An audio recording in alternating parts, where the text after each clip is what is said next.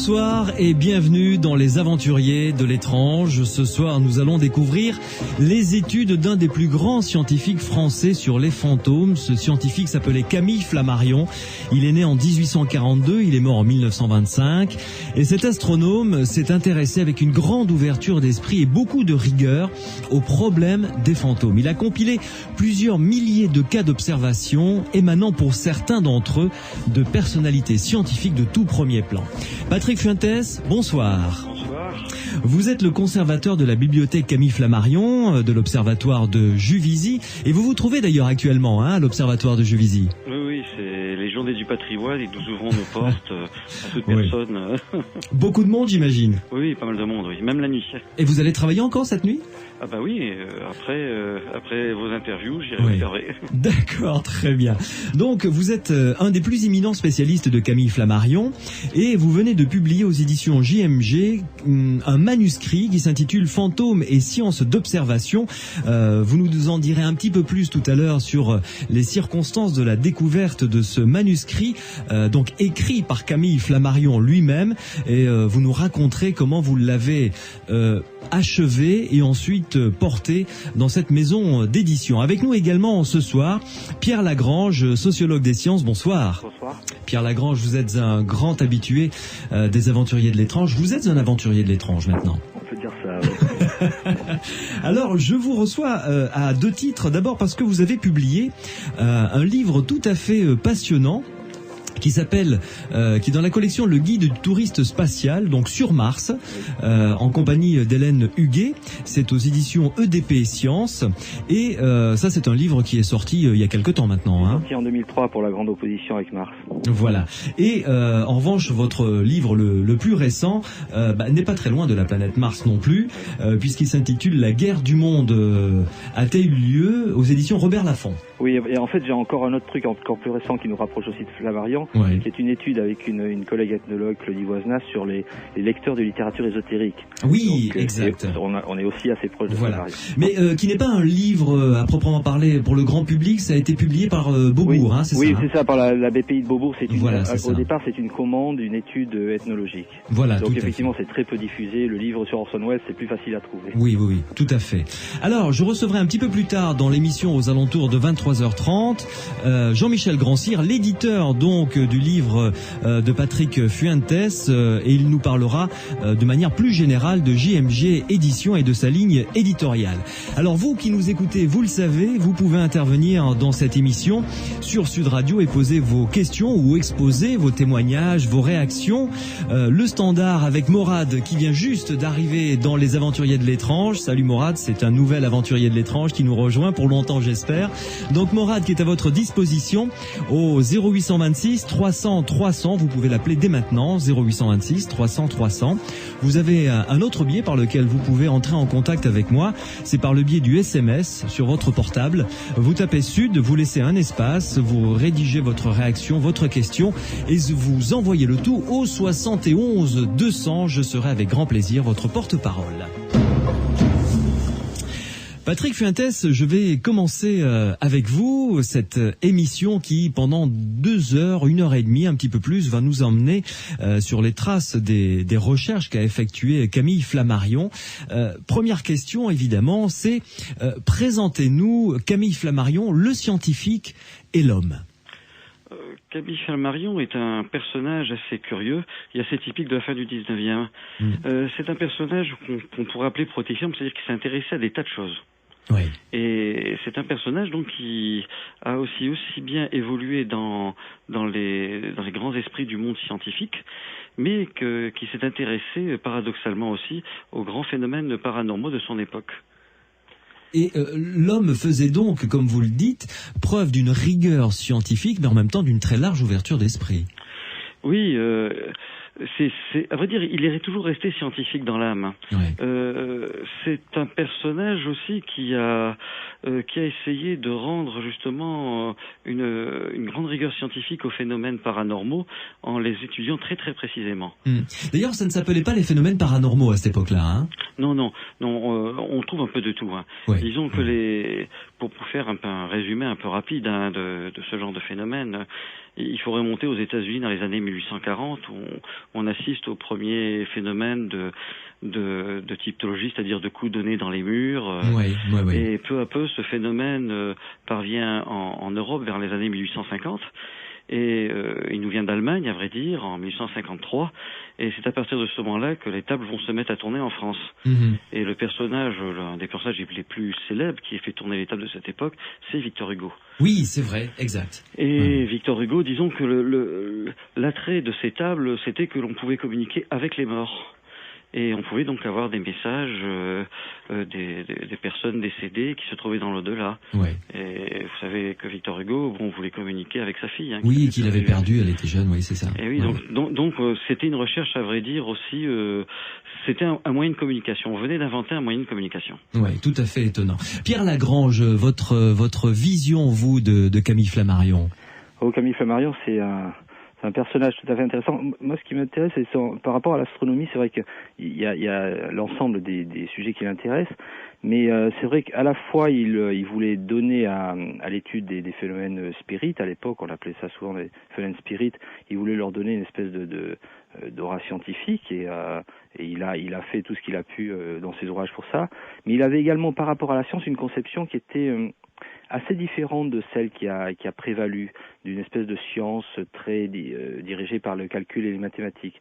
Et il y avait notamment tout un tas de polémiques avec les scientifiques de l'époque, pour lesquels il avait notamment travaillé à l'Observatoire de Paris, où il pensait qu'il fallait aussi conserver toute la part de poésie à l'astronomie et tout le côté contemplation. Et quand Flammarion regardait le ciel, il regardait pas simplement le ciel de l'astronomie, mais également celui des poètes. Il avait été ami avec Charles Cros, et donc on peut comprendre que dans l'astronomie de Flammarion, les phénomènes spirites étaient une part tout à fait normale et acceptable. C'était pas quelque chose de surajouté, c'était quelque chose qui venait naturellement s'insérer dans le tableau. Donc il y avait pas du tout chez lui cette idée qu'il y avait une coupure. C'est vrai que ceux qui ont pris l'héritage de Flammarion ont souvent insisté sur l'astronome et ont un peu passé sous silence l'aspect spirit, métapsychique, parce que ça les gênait beaucoup, cet héritage. Même si la Société astronomique de France a longtemps touché les droits d'auteur sur les ouvrages de Flammarion avant qu'ils tombent dans le domaine public. Mais ça, c'est de bonne guerre, hein. Mais c'est vrai qu'il y avait un côté, comme ces phénomènes avaient été largement disqualifiés après les deux guerres, pour nous, ça nous semblait bizarre d'imaginer que Flammarion avait pu s'intéresser autant à l'un à l'autre. Quand on regarde sa conception des sciences, on voit bien qu'en fait, ça n'est vraiment pas bizarre dans sa façon de voir les sciences et la nature. Patrick Fuentes, Camille Flammarion était également, pour son époque, un grand vulgarisateur. Oui, Camille Flammarion a commencé sa carrière en tant que journaliste scientifique. Et, ceci explique cela alors. Tout à fait au départ. Il avait fait un petit passage très bref à l'Observatoire de Paris, ce qui lui a permis de rencontrer donc des astronomes et de définir sa carrière, parce qu'au départ il hésitait entre vouloir être naturaliste et astronome. Il a fini par être astronome, et il est devenu très tôt d'ailleurs un grand journaliste scientifique, parce qu'il a remplacé l'astronome Babinet dès les années 1861-62 dans les grandes revues scientifiques. Babinet était un grand scientifique, écrivait dans les journaux, dans les revues de l'époque. Et Flammarion, à 20 ans, l'a remplacé. Elle a remplacé un personnage qui avait déjà plus de 70 ans, en récupérant toutes ses qualités, toute son aura, quoi. Et alors, présentez-nous la période durant laquelle il a vécu. Je parle de Camille Flammarion, bien entendu. La France et l'Europe du tout début du XXe siècle, 1880-1925, donc. C'est une France qui vit bien. Hein. C'est une France de salon. C'est une France où tout est possible. Et c'est bien ce qui a permis à Camille Flammarion, qui finalement venait de la campagne, de pouvoir s'imposer. Camille Flammarion est un autodidacte. Il a passé son bac très tard, il a commencé sa vie comme apprenti. Il s'est formé lui-même et il a réussi finalement. C'était une époque où on pouvait réussir dans le monde ou dans la science à force de travail. C'était un peu le rêve américain, quoi, avant l'heure. Oui, c'était si on veut, mais sauf qu'en France, il y avait le travail quand même à la clé. Hein. Pas l'argent, je précise. Oui, tout à fait. Non, parce que Flammarion était quelqu'un de très désintéressé. Oui, d'accord. Pierre Lagrange, à cette époque, comme l'a souligné un petit peu Patrick Fuentes dans ses propos, il était courant que des scientifiques ou des philosophes de très haut niveau s'intéressent aux phénomènes paranormaux. Ça coulait de source. Oui, c'était. Enfin, disons qu'à l'époque, on était dans une période de découverte, notamment l'électricité. Enfin, il y avait tout un tas de phénomènes très mystérieux de la science comme ça qu'on découvrait. Et il y avait cette idée que, avec les phénomènes liés au spiritisme, à la métapsychique, on avait finalement découvert quelque chose qui relevait d'un autre type de rayonnement ou d'autres types d'ondes. Donc ça allait tout à fait dans le tableau. Encore une fois, ça gênait pas. Et des scientifiques, ça allait aussi avec les études sur l'hypnose. Donc des gens comme Charles Richet, le physiologiste, qui s'intéressait à l'hypnose, avec Janet et d'autres, s'est tout naturellement intéressé aux phénomènes de télépathie et aux phénomènes qu'on va appeler parapsychologiques plus tard. Donc ça, c'est pas gênant. Et on est dans une période où les découvertes s'accumulent et où on a l'impression comme ça qu'il y a tout un nouveau monde s'ouvre. Et encore une fois, quand Flammarion s'intéresse à l'astronomie, dans certains de ses ouvrages comme L'Humaine ou Uranie, il fait intervenir volontiers l'idée que les âmes voyagent dans l'espace, qu'on va pouvoir comme ça découvrir les planètes. Par exemple, Flammarion imagine plus volontiers qu'on va découvrir Mars en esprit qu'avec des fusées. Oui. Pour lui, les fusées, c'est quelque chose d'assez bizarre. Alors que l'idée de voyager, de migrer vers les planètes, ça lui semble tout à fait naturel. Il y a tout un tas de textes comme ça dans lesquels il raconte comment il voyage en esprit sur Mars et il découvre ainsi, il discute avec des Martiens. Oui, c'est d'ailleurs assez étonnant pour un astronome quand même, ce genre de... Pour nous, c'est étonnant. Pour d'autres aussi à l'époque, mais encore une fois, Flammarion, c'est quelqu'un qui a pris sa liberté par rapport à la communauté scientifique, qui en même temps a réussi à se faire accepter, c'est-à-dire que la société qu'il crée va être reconnue parce qu'il a la judicieuse idée de nommer de grands astronomes à la présidence. Oui. Et donc elle va devenir une espèce de porte-drapeau de l'astronomie et va permettre d'unifier, de réunir les amateurs et les professionnels. Alors qu'on est à une époque où la science commence à se professionnaliser et commence à écarter de plus en plus les amateurs de la connaissance scientifique. Et là, localement, et on le voit dans d'autres pays aussi, en astronomie, c'est l'inverse qui va se passer. C'est-à-dire que les astronomes vont longtemps rester très liés aux études astronomiques et encore aujourd'hui sont l'auteur de tout un tas de découvertes, notamment pour les comètes ou des choses de ce genre. Oui. Patrick Fuentes, là vous êtes à l'observatoire de Juvisy. Oui. Alors arrêtez-moi si je dis une bêtise, mais ce n'est pas Camille Flammarion qui l'a créé ? Oui, c'est Camille Flammarion qui a été à l'origine de l'observatoire de Juvisy, qui est à Paris, qui est au sud de Paris. Hein. Ouais. Alors c'est une histoire un peu extraordinaire parce que dans les années 1880, après l'écriture de son livre le plus célèbre, L'astronomie populaire, qu'il a fait connaître un peu partout en France et dans le monde. Imaginez un livre qui fait près de 800 pages, en grand format, qui se vend pratiquement immédiatement quelques années à 100 000 exemplaires. Oui, Jules Verne ne dépassait pas qu'à 30-40 000. Hein. Oui, pour cette époque. Je veux dire, c'est vraiment le best-seller. Et un personnage de Bordeaux, Monsieur Méret, qui s'intéressait à l'astronomie, lit son ouvrage. Et à la fin de son ouvrage, Flammarion propose la création d'un observatoire public. Et Monsieur Méret lui offre un château au sud de Paris pour créer cet observatoire public. Super. Alors Flammarion le récupère, mais il ne va pas créer l'observatoire public, il va le garder pour lui. Hein. Et il va créer donc l'observatoire de Juvisy. Un petit peu plus loin, oui, pas bête non plus. Oui. On profite. Hein. Oui, il a bien raison. D'ailleurs, j'en profite puisque vous lancez la perche comme ça pour dire à ceux et celles qui nous écoutent que, bien écoutez, nous sommes désireux de recueillir des fonds éventuellement de mécènes pour monter un laboratoire et créer des expériences et des recherches, embaucher des chercheurs pour travailler sur les phénomènes paranormaux. Donc vous nous appelez, si vous êtes multimillionnaire ou multimilliardaire, on n'est pas raciste, vous nous appelez, on peut être très très intéressé. Patrick Fuentes, Pierre Lagrange, vous restez avec nous sur Sud Radio dans Les Aventuriers de l'étrange. Nous allons continuer dans quelques minutes à nous promener avec Pierre Lagrange sur la planète Mars, avec Camille Flammarion et d'autres scientifiques, et avec Patrick Fuentes dans les études des fantômes qu'a mené Camille Flammarion. Juste le temps pour moi de répondre peut-être rapidement à un SMS qui nous a été envoyé par un auditeur qui dit: bonsoir Louis, bonsoir Jacques, qui nous appelle de Béziers visiblement. Il parle justement de l'indicatif, de la musique de l'indicatif de l'émission. Serait-ce une musique d'Enigma qui sert de générique à l'émission? Si oui, de quel album est tiré cet extrait? Je me tourne vers Guillaume Grégory, le réalisateur. Non, c'est pas Enigma, c'est ça. D'accord.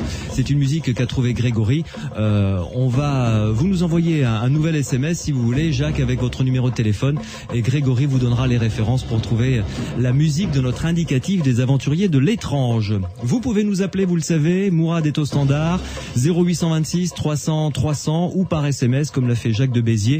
Vous tapez Sud sur votre portable, vous laissez un espace, votre réaction, votre question et vous envoyez le tout au 71 200. Les aventuriers de l'étrange sur Sud Radio. 2 livres nous intéressent ce soir. Un manuscrit de Camille Flammarion qui vient d'être publié à peine aux éditions JMG, qui s'intitule Fantômes et sciences d'observation. Nous allons en parler dans quelques minutes avec Patrick Fuentes, mon invité ce soir. Et puis un guide du tourisme spatial sur Mars qui a été écrit par Pierre Lagrange et Hélène Huguet. Pierre Lagrange est en notre compagnie également. Patrick Fuentes, ce manuscrit, je l'ai dit, vient juste d'être publié aux éditions JMG, manuscrit de Camille Flammarion. Racontez-nous l'histoire et la découverte de ce manuscrit. Flammarion, vers la fin de sa vie, a écrit plusieurs ouvrages sur la mort. Hein. Ouais. C'était ce qui le passionnait le plus. Hein. Il faut dire qu'il arrivait au terme aussi de sa vie. Il y a la guerre 14-18 qui venait d'avoir lieu avec de très nombreux morts. Et donc ce sujet-là était dans l'air. Donc Flammarion en profite, j'espère qu'on aura l'occasion d'en reparler, hein, de toute une étude qu'il avait fait auparavant, parce que Flammarion s'intéresse à ces phénomènes-là depuis 1860. Hein. C'est peut-être un des personnages qui a le plus étudié les phénomènes les forces naturelles inconnues de son époque. Hein. Ouais. Il a étudié ça pendant quasiment 60 ans d'affilée, ce qui est quand même pas mal. Hein. Et donc à la fin de sa vie, il publie une trilogie qui s'appelle Avant la mort, pendant la mort, après la mort, en 1920, 21 et 22, qui traite de tous les phénomènes de la mort, des décès, à la suite d'une étude qu'il avait lancée dans les journaux des années 1920 à peu près.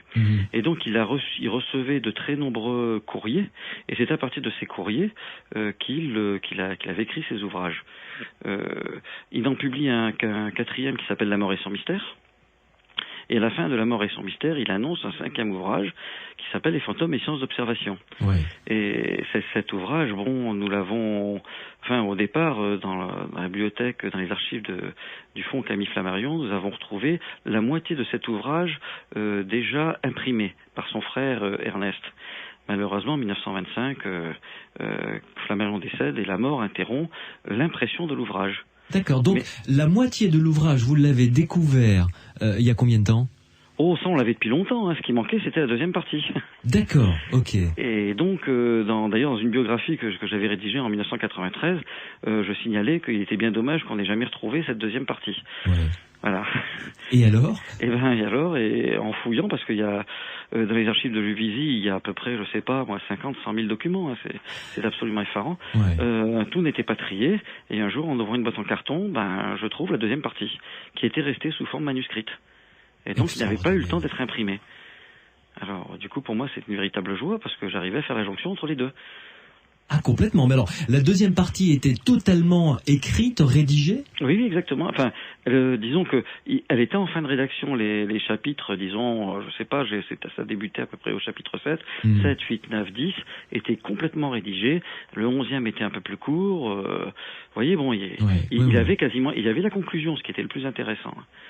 Donc, on s'est dit, après tout, pourquoi ne pas, maintenant qu'on a l'ouvrage en entier, pourquoi ne pas l'éditer, quoi. Ah oui, complètement. Ça aurait été criminel, je serais tenté de dire, de le laisser dans les cartons, effectivement. Mais ça a dû être une émotion extraordinaire pour vous de découvrir ça.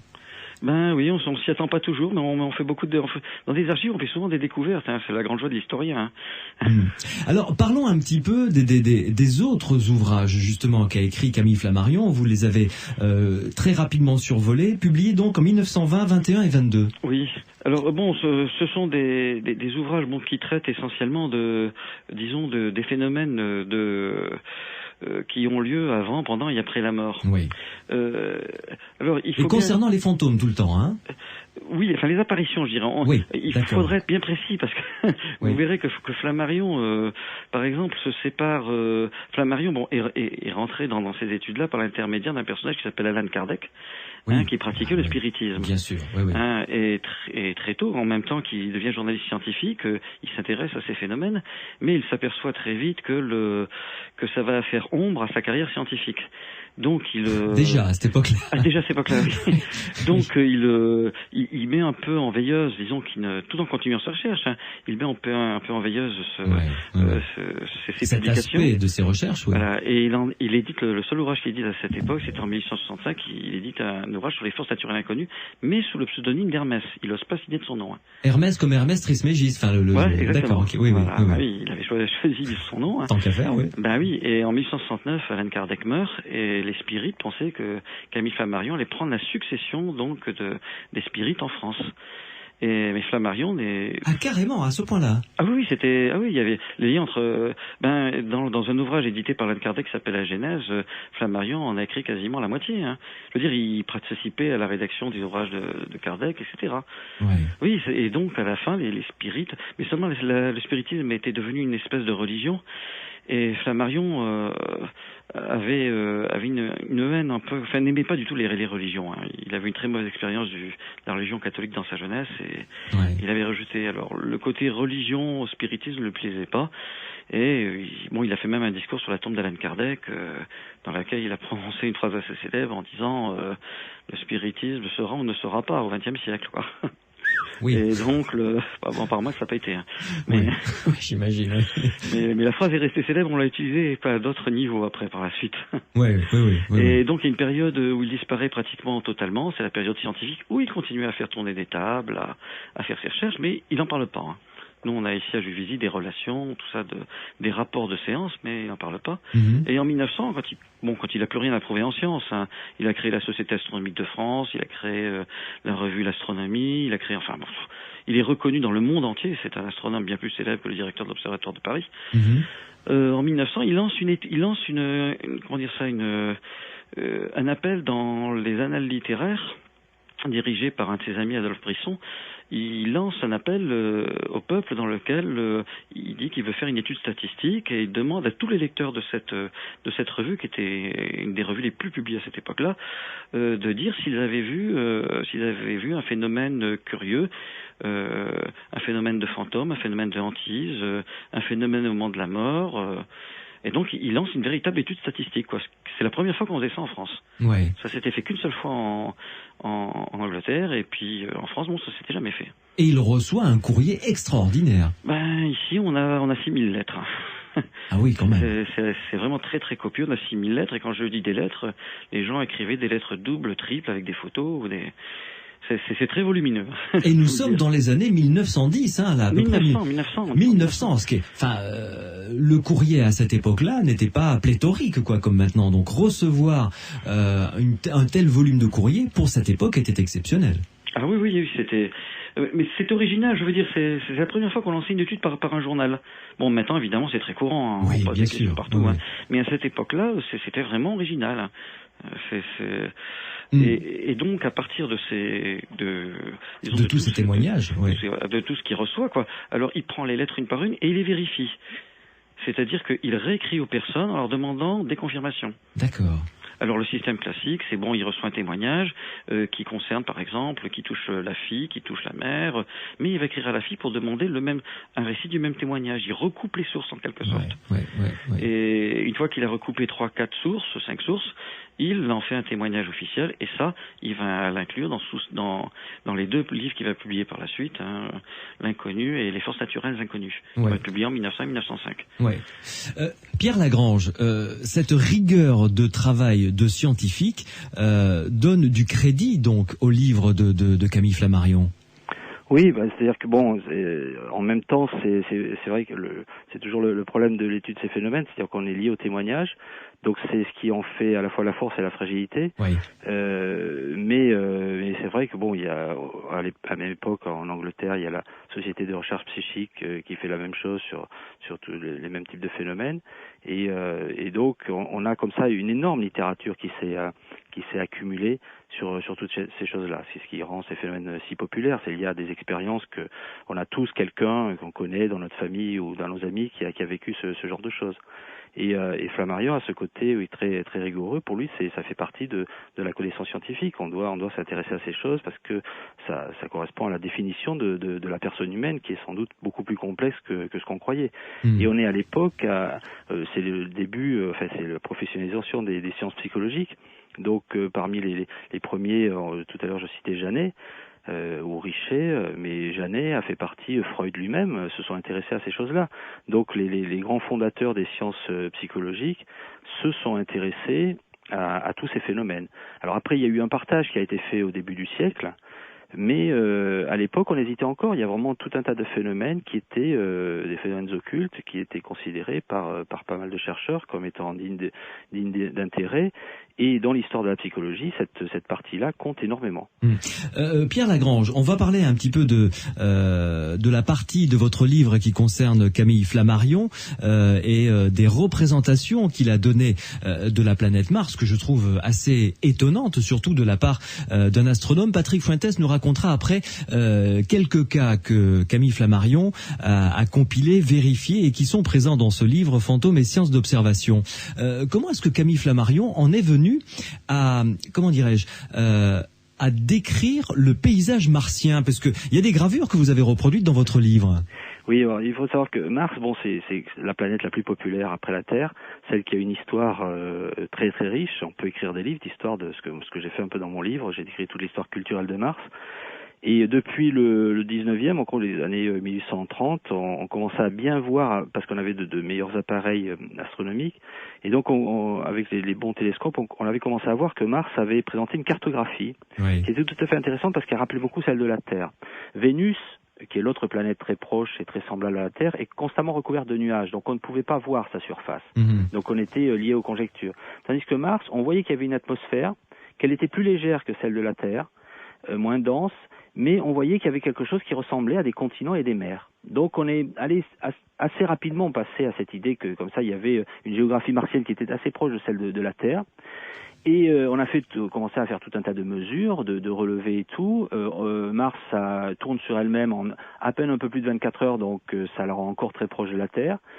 Et comme ça, on s'est vraiment tout ce qu'on a cumulé laissé penser que c'était à la fois une planète plus désertique, plus froide, mais comme une Terre au futur, comme une Terre qui aurait fini par mourir peu à peu. Ouais. Et donc les astronomes vont énormément spéculer sur ce qu'il y a à la surface de Mars. Et Flammarion, effectivement, dans ses livres, ce qui est étonnant, c'est que entre les différentes éditions de certains de ses ouvrages, on voit, notamment les Terres du ciel, on voit la planète Mars changer de statut au fur et à mesure des rééditions et devenir le premier chapitre.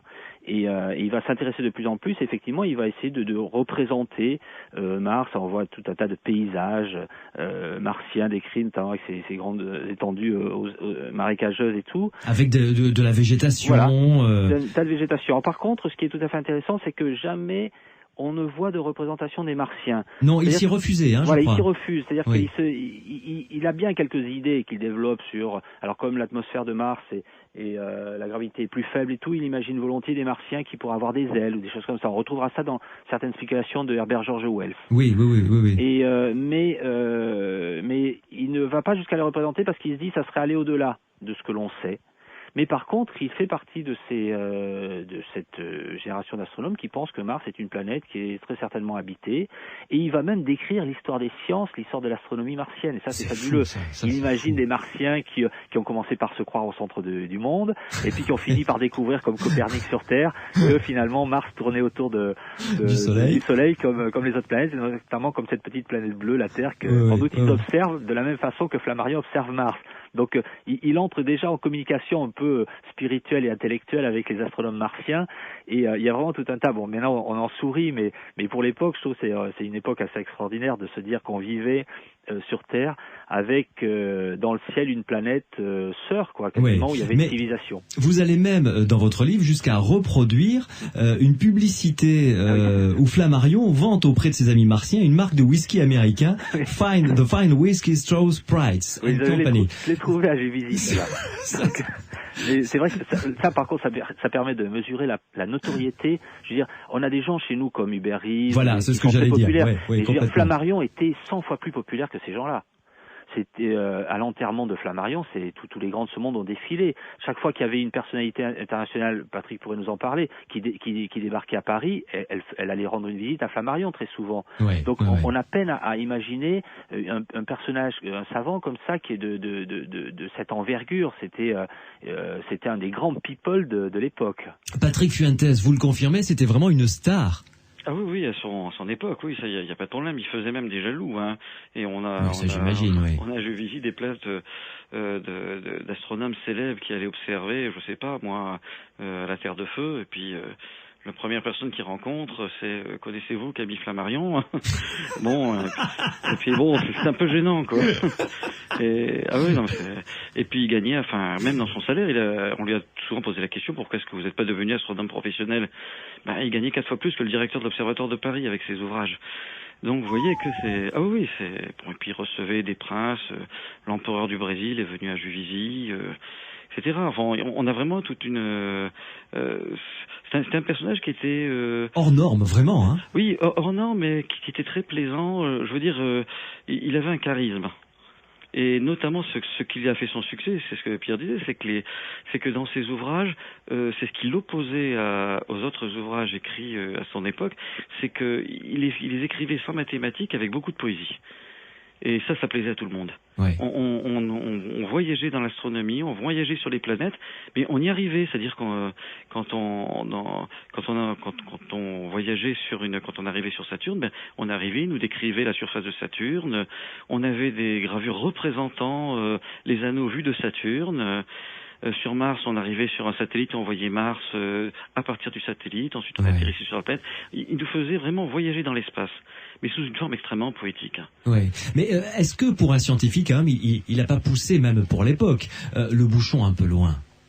C'est-à-dire dans les représentations martiennes, par exemple, là c'est un peu au-delà de l'hypothèse, presque, non? Ah non, pas du tout, non. À cette époque-là, il était extrêmement rigoureux, hein, puisque lui-même observait. Oui. On a au moins, je sais pas, 50 ou 60 communications à l'Académie des sciences. Ah oui, quand même, oui. Ah oui, puis l'observatoire de Juvisy avait été copié sur l'observatoire de Paris. Je veux dire, la lunette était identique. Il possédait un observatoire quasiment professionnel ici. Hein. Oui. Donc, ce qui veut dire que ces observations sur Mars étaient partagées, si ce n'est par la totalité, mais au moins par une grande majorité d'autres astronomes, quoi. Voilà, sauf que de dire que la pesanteur c'était racine carrée de temps, et puis que lui il expliquait que quand on est sur Mars et qu'on faisait des bonds, on sautait à 3 mètres de hauteur, quoi. Il avait toute une espèce de langage qui permettait de transmettre des messages à tout le monde. Et il recevait, ici on a des lettres de gens de campagne profonde ou autres, qui lui écrivaient en lui disant c'est formidable, grâce à vous, maintenant je connais les étoiles.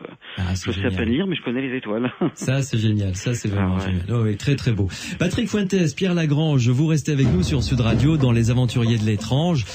Vous allez, Patrick Fuentes, nous rapporter quelques cas. Il y a différents chapitres, il y a plusieurs chapitres dans le livre de Camille Flammarion, Fantômes et sciences d'observation, fantômes de vivants, fantômes vus au moment de la mort, les fantômes vus peu après le décès et longtemps après le décès, et même quelques cas de fantômes douteux qui ont été répertoriés par Camille Flammarion.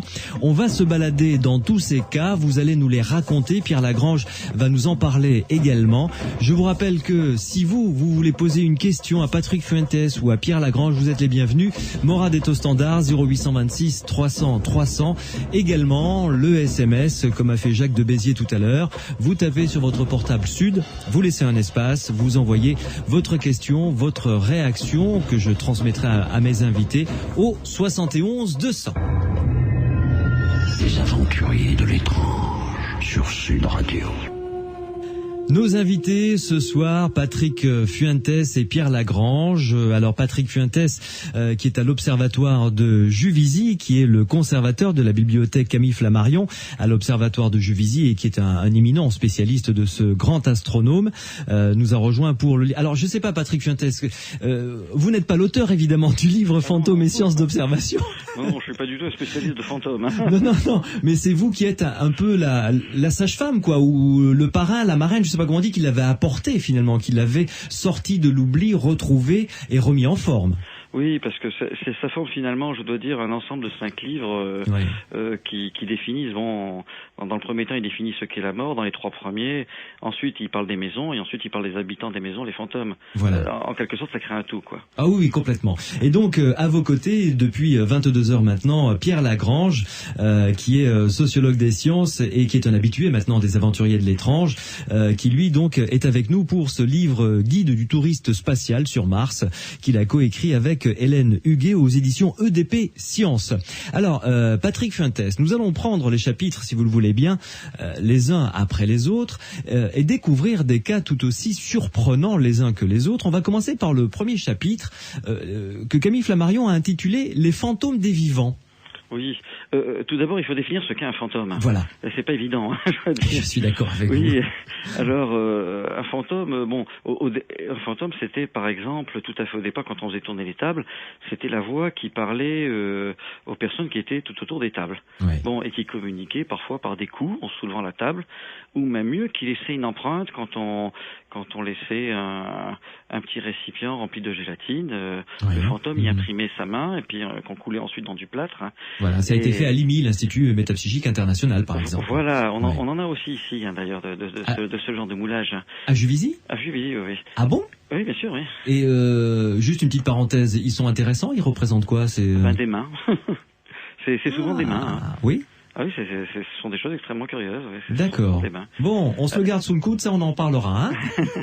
et donc, ça ce sont des fantômes. Alors ils se manifestent, ils remuent des rideaux pendant les séances, et même parfois ils se montrent. On a des séances où on voit des apparitions. Alors ces apparitions, c'est pas tellement le sujet ici, mais vous savez qu'il y en a eu des fausses, il y en a eu des vraies. Quand on les a photographiées d'ailleurs, ces apparitions, mais quand on regarde les photographies, on a quand même des doutes. Ça fait un peu drôle. Mais d'ailleurs, il y a une photographie de Camille Flammarion en compagnie d'une apparition. Oui, bien sûr, oui, c'est la sienne. Oui, mais il a fait exprès. C'était une photographie qui avait été prise par Buguet, qui était un photographe qui photographiait les gens avec leur aura et leurs fantômes. Mais Buguet a fini ses jours en prison pour avoir fait des fausses photos. Quoi. Et puis pour subir la justice. Très bien, donc celle-là est une fausse. Bien sûr, Flammarion le savait très bien. Ah bon, très bien. Bon, oui, bien sûr. Ça nous rassure. Ok, très bien. Oui. Non, alors, on l'a mis au début du livre parce que c'est vraiment caractéristique. Quoi. D'accord. Alors, donc, la définition d'un fantôme. Donc, voilà, oui. Voilà. Alors au départ c'était ça. Et puis ensuite on a trouvé dans les années 1900, on a fait intervenir ce qu'on appelait les ectoplasmes. Alors les ectoplasmes, c'est la matière qui sortait des médiums et qui était la matière concrète du fantôme en quelque sorte. Et les fantômes apparaissaient à partir de ces ectoplasmes. On a par exemple une séance à Juvisy avec une médium qui s'appelait Eva Carrière, où on voit l'ectoplasme, une espèce de matière fluidique là, qui sort de blanche, blanche, c'est ça, et qui ensuite forme une petite tête. Vous voyez, une petite tête humaine. Donc, on pensait que les fantômes pouvaient naître justement des médiums eux-mêmes. Alors, ensuite, ce fantôme, qu'est-ce que c'est ? Est-ce que c'est une émanation du fantôme ? Est-ce que c'est une personne qui vient réellement de l'au-delà ? Est-ce que c'est une hallucination ? Est-ce que c'est une production de quelqu'un de vivant, du médium lui-même ? Vivant, voilà. Alors, toutes les hypothèses sont possibles. Et Flammarion a passé, je vous dis, 60 ans à les explorer. Bon, il a tout de suite abandonné le côté spirit religieux du fantôme. Bon, ça, pour lui, il a écarté tout de suite. Oui, d'accord. Voilà. Et puis, il conclut très vite, par ses expériences, que toutes ces rencontres, toutes les relations qu'il a de fantômes, on s'aperçoit tout de suite que les fantômes n'apportent rien. En quelque sorte, si vous voulez. C'est-à-dire que ces fantômes-là, il a l'impression que ce sont des doubles d'humains, mais quand un fantôme parle, par exemple, ou annonce des choses, ce sont des éléments que l'on connaît déjà. Aucun fantôme n'a pu prédire l'avenir, aucun fantôme n'a pu prédire ce genre d'informations. Je sais pas si. D'accord. Oui, tout à fait. Et donc ça rencontre très très vite, très très vite. Et lui-même d'ailleurs, parce qu'il a été en communication avec Galilée, tout ça, et ça a même fait un scandale, parce que quand il rencontre Galilée sous forme de table tournante en 1860, Galilée lui dit oui, Jupiter a 4 satellites, etc. Et le problème, c'est que à l'époque, on savait que Jupiter avait 4 satellites, on n'avait pas découvert d'autres. Et en 1900, on en découvre un 5e. Oui, donc Galilée s'était trompé. Donc moyen. Oui, quand même. Alors il rédige ça, il met ça dans les journaux de l'époque. Donc c'est un article anti-spirit en quelque sorte, et ça fait un scandale énorme. Hein, ça on n'a pas du tout apprécié. Mais ça montre aussi le côté scientifique de la chose. C'est-à-dire que Flammarion, même s'il se trompait, il reconnaissait. Et ça, c'est important aussi à l'époque. Humainement joli. Oui. Humainement joli. Ouais, alors c'est pour cela où il est arrivé à d'autres définitions de fantômes. Il s'est dit finalement, l'étude des fantômes, c'est une science d'observation. C'est-à-dire que ce que je vais faire, je ne vais pas poser énormément d'hypothèses pour les fantômes, mais par contre, je vais cumuler les observations. Moi, j'arrête, je trouverai pas de solution. Peut-être que dans 20 ans, on trouvera pas de solution, mais pourquoi pas dans 50 ou 100 ans. D'accord. Si vous voulez, il donne les briques, en quelque sorte, d'études futures.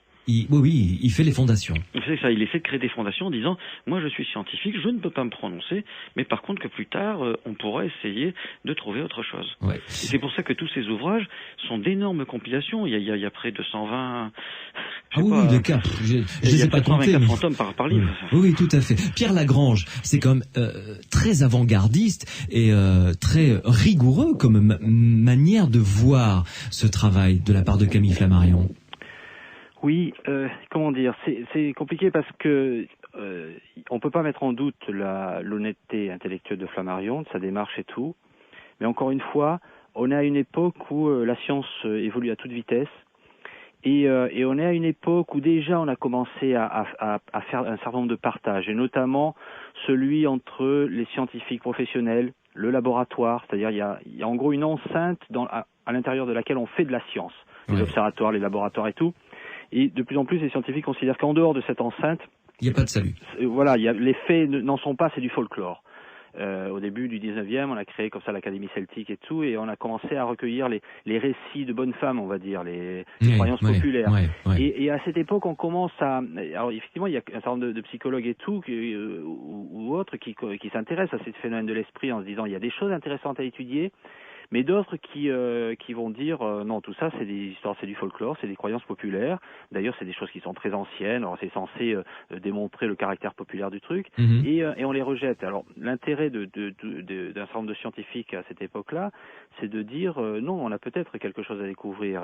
Et encore une fois, l'hypnose est quelque chose de très intéressant parce qu'à la même époque, il y a énormément de polémiques autour de l'hypnose, avec Charcot, la Salpêtrière, avec Freud, qui va utiliser l'hypnose pour s'en séparer après, et donc on voit bien que rien n'est décidé, et on aurait très bien pu imaginer une histoire dans laquelle Flammarion soit tombé du bon côté de la barrière. Il se trouve que pour ça, il est tombé du mauvais parce que peu après, on a disqualifié ces choses-là.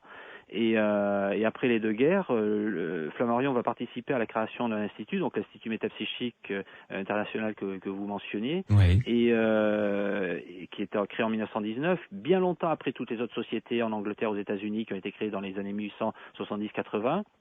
Et curieusement, quand l'IMI apparaît en 1919, en gros, en France, le sort de ces choses-là est quasiment scellé, c'est-à-dire qu'on les a quasi définitivement déjà rejetées. Du cadre de la science. Hors du cadre scientifique. Terminé. Alors, après la Seconde Guerre mondiale, c'est fini. Après la Seconde Guerre mondiale en France, la structure scientifique centralisée du CNRS et tout va totalement exclure ces choses-là, ce qui fait que en France, contrairement à l'Écosse, aux États-Unis, à l'Allemagne ou à d'autres pays, ces choses-là sont rejetées, alors qu'ailleurs, elles peuvent être enseignées à l'université. Patrick Fuentes, entrons de plein pied, si vous le voulez bien, dans le vif du sujet. Nous y étions déjà depuis un petit bout de temps, mais parlons des cas. Citez-nous un cas ou deux donc compilés par Camille Flammarion dans ce livre, Les fantômes des vivants.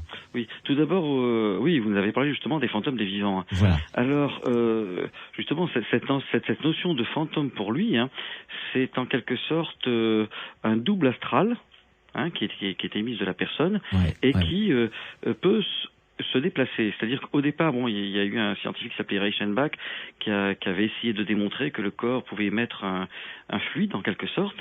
Ensuite, il y a son ami, le comte de Rochas, qui lui avait créé le double fluidique, c'est-à-dire que le corps se double en quelque sorte d'une aura. Il avait écrit ça dans un ouvrage qui s'appelait l'extériorisation de la motricité. Et Flammarion, lui, va plus loin. Il pense que ce double fluidique se déplace. Et donc pour lui c'est ça le fantôme. Oui, sans tenir compte des éléments espace-temps, quoi. Il peut se déplacer Voilà. où il veut. Oui. Alors si je vous dis ça, c'est parce qu'on comprend pas ce que ça veut dire des fantômes de vivants. Ça, vous comprenez?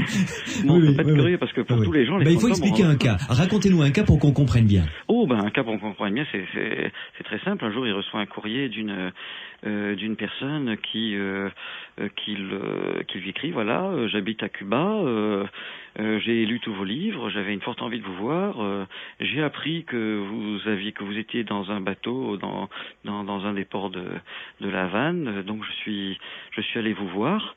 Vous étiez, alors j'ai demandé au capitaine qui m'a dit que vous étiez là-bas au bout du bateau, je suis allé vous voir, je vous ai vu, j'ai pas osé vous parler, et je suis reparti. Le petit problème, c'est que Flammarion n'a jamais été à La Havane.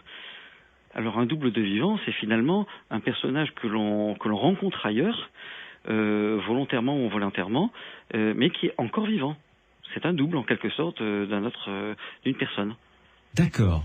Ouais. D'ailleurs, est-ce que vous pouvez nous raconter, par exemple, le cas vécu par Goethe lui-même, où il parle de son ami Frédéric. Oui, qu'il rencontre. Oui. Alors le cas classique, je veux dire, Goethe c'est le cas classique. Bon, il rencontre. Enfin, c'est pas n'importe qui déjà. Non, c'est pas n'importe qui. Mais il rencontre un de ses amis et il le voit. Dans d'autres cas même, c'est un cas classique ça. Dans d'autres cas, la rencontre se passe et il y a même un échange de conversation. Oui. C'est ça qui est assez extraordinaire. Les deux personnes se séparent. Comme dans le cas de Goethe, et puis après, plus tard, on apprend que son ami n'était pas du tout là. Son ami pouvait être à 50, 100, 200 kilomètres de là. Oui, avec des témoins autour de lui pour attester que justement. Voilà, exactement. Donc c'est ce qui est assez extraordinaire, c'est que je vous dis, il y a même parfois échange de mots entre le fantôme du vivant et le vivant, en quelque sorte. Ça, c'est quand même assez hallucinant, quand même, comme genre de cas. Et là, Camille Flammarion en a compilé plusieurs, dans ce livre. Oui. Et encore, c'est un résumé. Oui. Oui, donc, disons que ce qu'il a compilé, c'est apparemment les plus intéressants. Bon, alors, je pense que ce serait un peu fastidieux de les. Enfin, il faut lire le livre, quoi, parce qu'il les cite cas sur cas, et ça. C'est l'avantage, c'est que ça permet au lecteur de se faire une idée justement, de plus en plus précise. Oui. Alors ça peut être, mais parfois même ça peut être des personnes qui ne se connaissent pas. C'est pour ça que j'ai commencé par le fantôme de vivant de Flammarion lui-même. Oui. C'est ce qui est le cas le plus curieux parce que ce personnage à Cuba n'avait jamais connu Flammarion ni Flammarion non plus, et pourtant ils ont réussi à se rencontrer. Oui, ça c'est complètement extraordinaire. Oui, parce que on a la lettre ici, puisque moi j'ai le document authentique, j'ai les lettres d'origine, et dans la lettre il décrit Flammarion exactement comme il était à cette époque, quoi.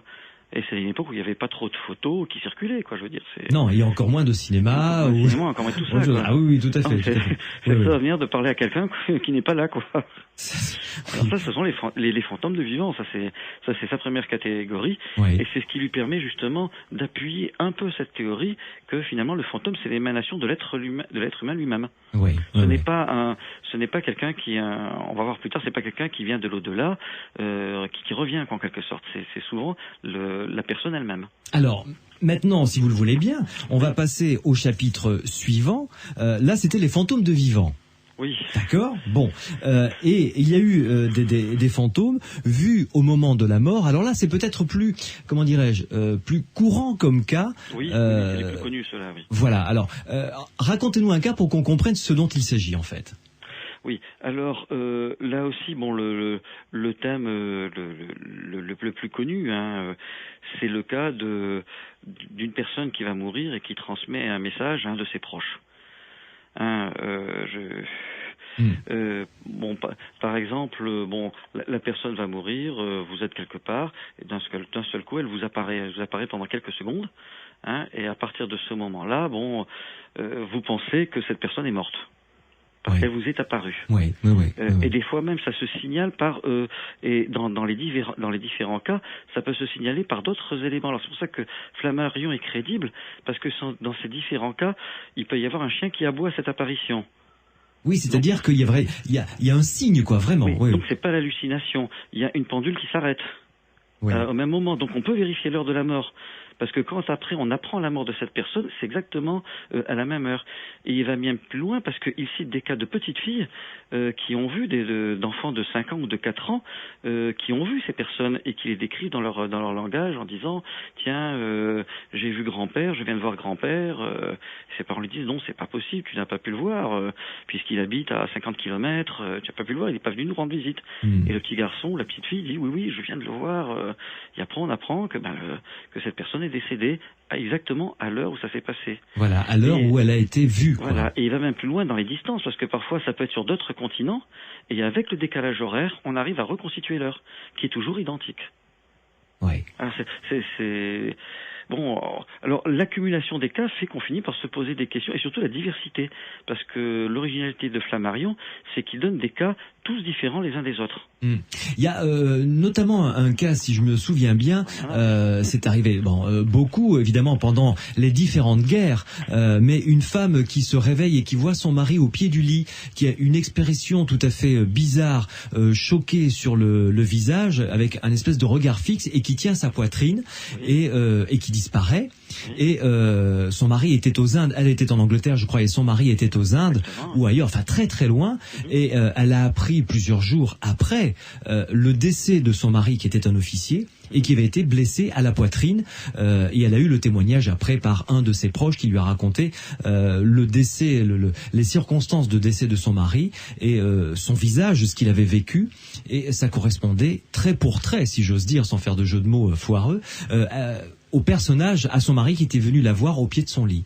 Oui, ça c'est vrai. Il y a un autre cas d'ailleurs qui cite où une épouse voit son mari lui apparaître avec un bandeau autour de la tête. Oui. Et elle comprend pas tellement d'ailleurs. Son mari lui apparaît un petit moment, puis il disparaît. Et elle apprend plusieurs jours après que son mari, qui était marin, au cours d'une tempête, avait reçu un mât sur la tête, et donc que ses camarades l'avaient recueilli, l'avaient soigné, et en le soignant, lui avaient mis un bandeau autour de la tête. Oui. Et il était mort comme ça. Et elle l'avait vu exactement à ce moment. Alors que le bateau était en mer, quoi. Donc là, il n'y avait pas communication possible non plus. Oui, tout à fait. Ceci est étonnant. Bon, il y a des cas parfois un peu plus, pour égayer un peu plus le sujet. Il y a le cas d'une jeune fille qui voit apparaître son fiancé au pied de son lit. Seulement, elle habite dans une espèce de couvent très surveillé. Et comme dès qu'elle voit son fiancé, elle dit Charles, qu'est-ce que tu fais là? Et puis forcément, il y a la mère supérieure qui est à la porte de l'autre côté. Qu'est-ce que j'entends? Alors lui, elle lui dit va-t'en, Charles, va-t'en. Et la mère supérieure, toujours très inquiète, je vais rentrer voir ce qui se passe. Et puis finalement, le fantôme s'en va. Alors la mère supérieure rencontre la jeune fille, puis il n'y a plus personne dans la pièce. Alors elle dit j'ai fait un cauchemar. Seulement c'était un vrai cauchemar parce qu'elle apprend quelques jours après que son fiancé était décédé, quoi. Il était venu lui dire au revoir. Ah ouais. Oui. Ah mais il y a des cas vraiment très très variés dans ce domaine-là. Oui. Pierre Lagrange.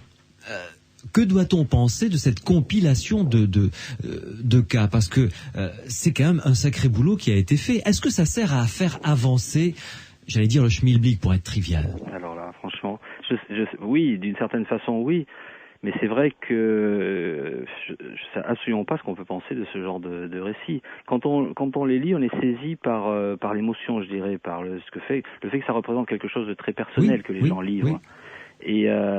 Mais au-delà de ça, et puis c'est vrai que quand on a l'effet d'accumulation, on se dit c'est quand même pas, ils sont pas tous fous, quoi. Et bon, c'est clair que les gens sont pas fous. Après, ça pose plein de questions pour arriver à savoir ce qu'on pourrait en faire dans le cadre d'une exploitation scientifique pour essayer de comprendre la personnalité humaine. Oui. Et quand on voit tout ce qui a été accumulé par Flammarion, par la Société de recherche psychique anglaise ou l'équivalent américain ou tous les laboratoires de recherche de parapsychologie, et il y a comme ça des centaines de milliers de cas et finalement on n'a jamais su quoi faire, comment quelle conclusion tirer de ce genre de choses, parce que la science a bifurqué et on a rangé ces choses-là dans le domaine des illusions de l'esprit, quoi. Ouais. Donc encore une fois, on ne sait pas. Bertrand Meeus a fait une thèse il y a quelques années sur justement toute la querelle des sciences psychiques et la façon dont la refonte des sciences et la redéfinition du travail scientifique a exclu tout un tas de phénomènes, notamment avec la psychanalyse et autres. Et on a tendance parfois à se dire on a peut-être perdu quelque chose, mais bon, je pense qu'il y a une nouvelle réflexion à relancer là-dessus. Bon, c'est vrai que la parapsychologie qui a pris la suite dans les années 30, 40, 50 a beaucoup transformé l'approche de ces choses-là en créant des conditions de laboratoire très rigoureuses, presque ennuyeuses d'ailleurs, et en évacuant tout ce qui est récit spontané pour essayer de construire des statistiques assez fiables. Alors ils ont réussi de ce point de vue-là.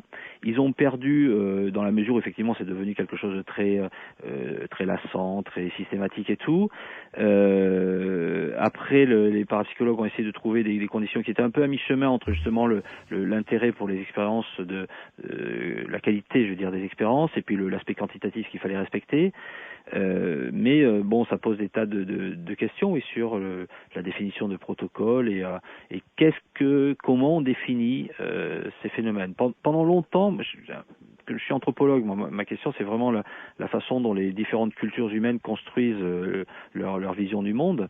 Et c'est vrai que on a interprété ces choses-là dans le cadre de ce qu'on appelle en anthropologie l'idéologie du grand partage. C'est-à-dire qu'il y a il y a la pensée occidentale scientifique, le savoir de laboratoire, il faut savoir que c'est quelque chose qui a 400 ans, c'est Robert Boyle en Angleterre, avec la Royal Society qui a inventé ça.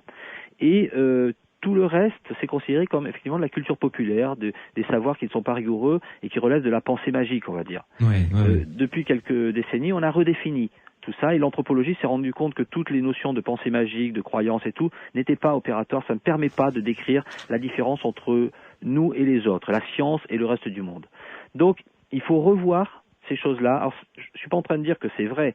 Je suis en train de dire que on vit dans un monde où il y a plein de façons d'expérimenter la réalité. Et que ça, c'en est une. Et que on ne peut pas résoudre le problème en disant c'est des fables, c'est des croyances populaires, c'est de la superstition. Ça, ce mode de gestion de ces phénomènes est invalidé par tous les travaux d'anthropologie qui ont été faits depuis les 30 dernières années, depuis Jacques Goudy, Eisenstein, Latour avec qui j'ai travaillé, tout ça. On ne peut plus réduire les choses comme ça. Alors, encore une fois, ça ne veut pas dire que c'est vrai, parce que ça voudrait dire remplacer un rationalisme par un autre, je dirais, ce qui serait toujours aussi réduit. Mais il faut se rendre compte qu'on vit dans un monde pluriel, dans lequel il y a beaucoup de cultures, et qu'on n'est pas dans un monde où nous aurions la vérité et où tout le reste de l'histoire humaine se réduirait à des erreurs. C'est beaucoup plus complexe que ça. On vit dans un monde où nous-mêmes, tous les jours, on ne gère pas notre réalité quotidienne sur la base de l'expérience scientifique. La science, c'est quelque chose qui se fait dans les laboratoires, qui se fait pas dans la rue. Donc tous les jours, on vit notre réalité quotidienne, c'est de la rumeur pour la plupart du temps. La plupart des choses, c'est sur ce mode-là. Donc on voit bien que notre réalité tient sur des choses qui sont beaucoup plus fragiles que l'expérimentation scientifique. Et pourtant, ça tient.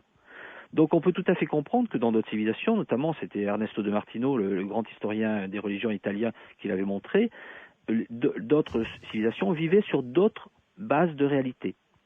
Et dans notre monde, on voit que dans certains mondes, dans certaines cultures, dans une partie du monde, notamment donc effectivement les sciences psychiques et tout, il y a d'autres façons de définir la réalité.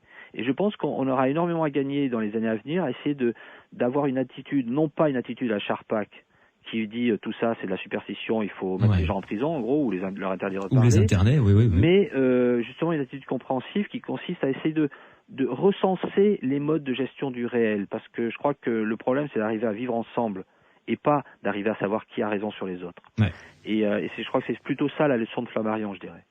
Vous restez avec nous, Patrick Fuentes, et vous, Pierre Lagrange. Une pause sur Sud Radio dans Les Aventuriers de l'étrange, et nous allons nous retrouver pour que Patrick Fuentes nous raconte encore quelques cas extraits de ce livre passionnant de Camille Flammarion, publié aux éditions JMG, qui s'intitule Fantômes et sciences d'observation. Et puis nous allons écouter quelques témoignages de personnes qui nous écoutent, qui nous ont appelés et qui peuvent encore continuer à nous appeler au 0826 300 300, qui ont vécu de près ce phénomène d'observation de fantômes. Sud Radio, les aventuriers de l'étrange. Nous sommes en compagnie de Patrick Fuentes, qui est conservateur de la bibliothèque Camille Flammarion à l'observatoire de Juvisy, et qui travaille d'ailleurs ce soir, puisque c'est les journées du patrimoine. Vous allez encore travailler toute la nuit, hein, Patrick Fuentes? Une bonne partie de la nuit, s'il fait beau. Si le ciel, apparemment, le ciel est un peu dégagé là. Bon, très bien, parfait.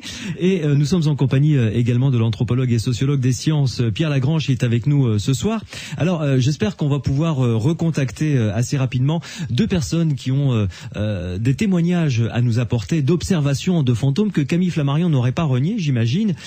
Patrick Fuentes, continuons à nous promener ensemble dans cette compilation de cas qu'a relevé, noté scrupuleusement et vérifié, parce qu'il faut bien le préciser, hein, les cas qu'il a publiés ont tous été vérifiés par lui-même. Oui. Alors là, justement, j'apporte quelques compléments au propos de Pierre.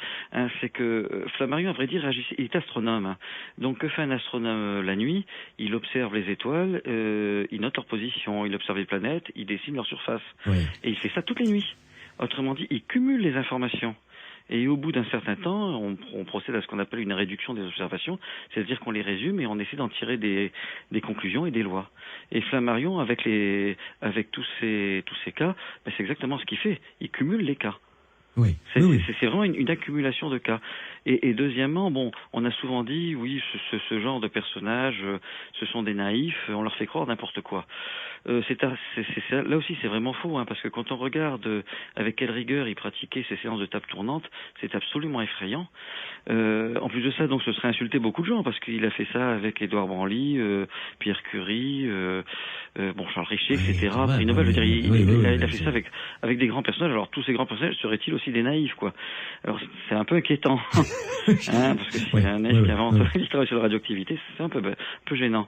Et donc il y avait quand même une certaine rigueur, et c'était vraiment pas des naïfs. C'était des gens qui croyaient à ce qu'on pouvait faire à cette époque-là, quoi. Ils croyaient découvrir quelque chose. Et ça, je crois que c'était un point sur lequel je voulais insister. Et le troisième aussi, c'est que moi j'ai la chance de lire les originaux. Et je peux vous assurer que quand vous lisez ces lettres écrites, manuscrites, hein, il y a une émotion qui ressort qui n'apparaît pas, malheureusement, on ne peut pas faire apparaître ça dans un livre. Et il y a une émotion vraiment très forte parce que les lettres sont abrégées. Et parce que Flammarion n'a pas mis l'intégralité des lettres, hein, parce qu'il y a des propos qui sont très, très intimes, très personnels. Et on s'aperçoit que les personnages qui écrivent ça sont sincères. Ils l'ont vécu. Il n'y a pas de problème. Oui, on peut pas mentir sur des sujets, sur un parent qui vient de décéder, c'est pas possible. Et ça aussi, comme disait Pierre, ils sont pas tous fous, quoi. C'est pas pensable. Nous sommes d'accord. D'ailleurs, donc on va partir maintenant sur. Je vous propose juste avant de continuer à découvrir les cas qu'a compilé Camille Flammarion, Pierre Lagrange, Patrick Fuentes, je vous propose d'accueillir Laurent. Laurent, bonsoir. Bonsoir. Vous habitez Bordeaux. Merci de nous rejoindre dans les aventuriers de l'étrange, car vous voulez nous relater une expérience que vous avez vécue dans ce domaine, justement. Oui, alors l'expérience est assez étrange parce que en 99, un peu avant la fameuse tempête, ma grand-mère est morte. Ouais. Elle avait 86 ans et mon grand-père, lui, est mort alors que j'étais tout jeune. J'avais pratiquement même plus de souvenirs de lui puisque j'avais 6 ans quand il est mort.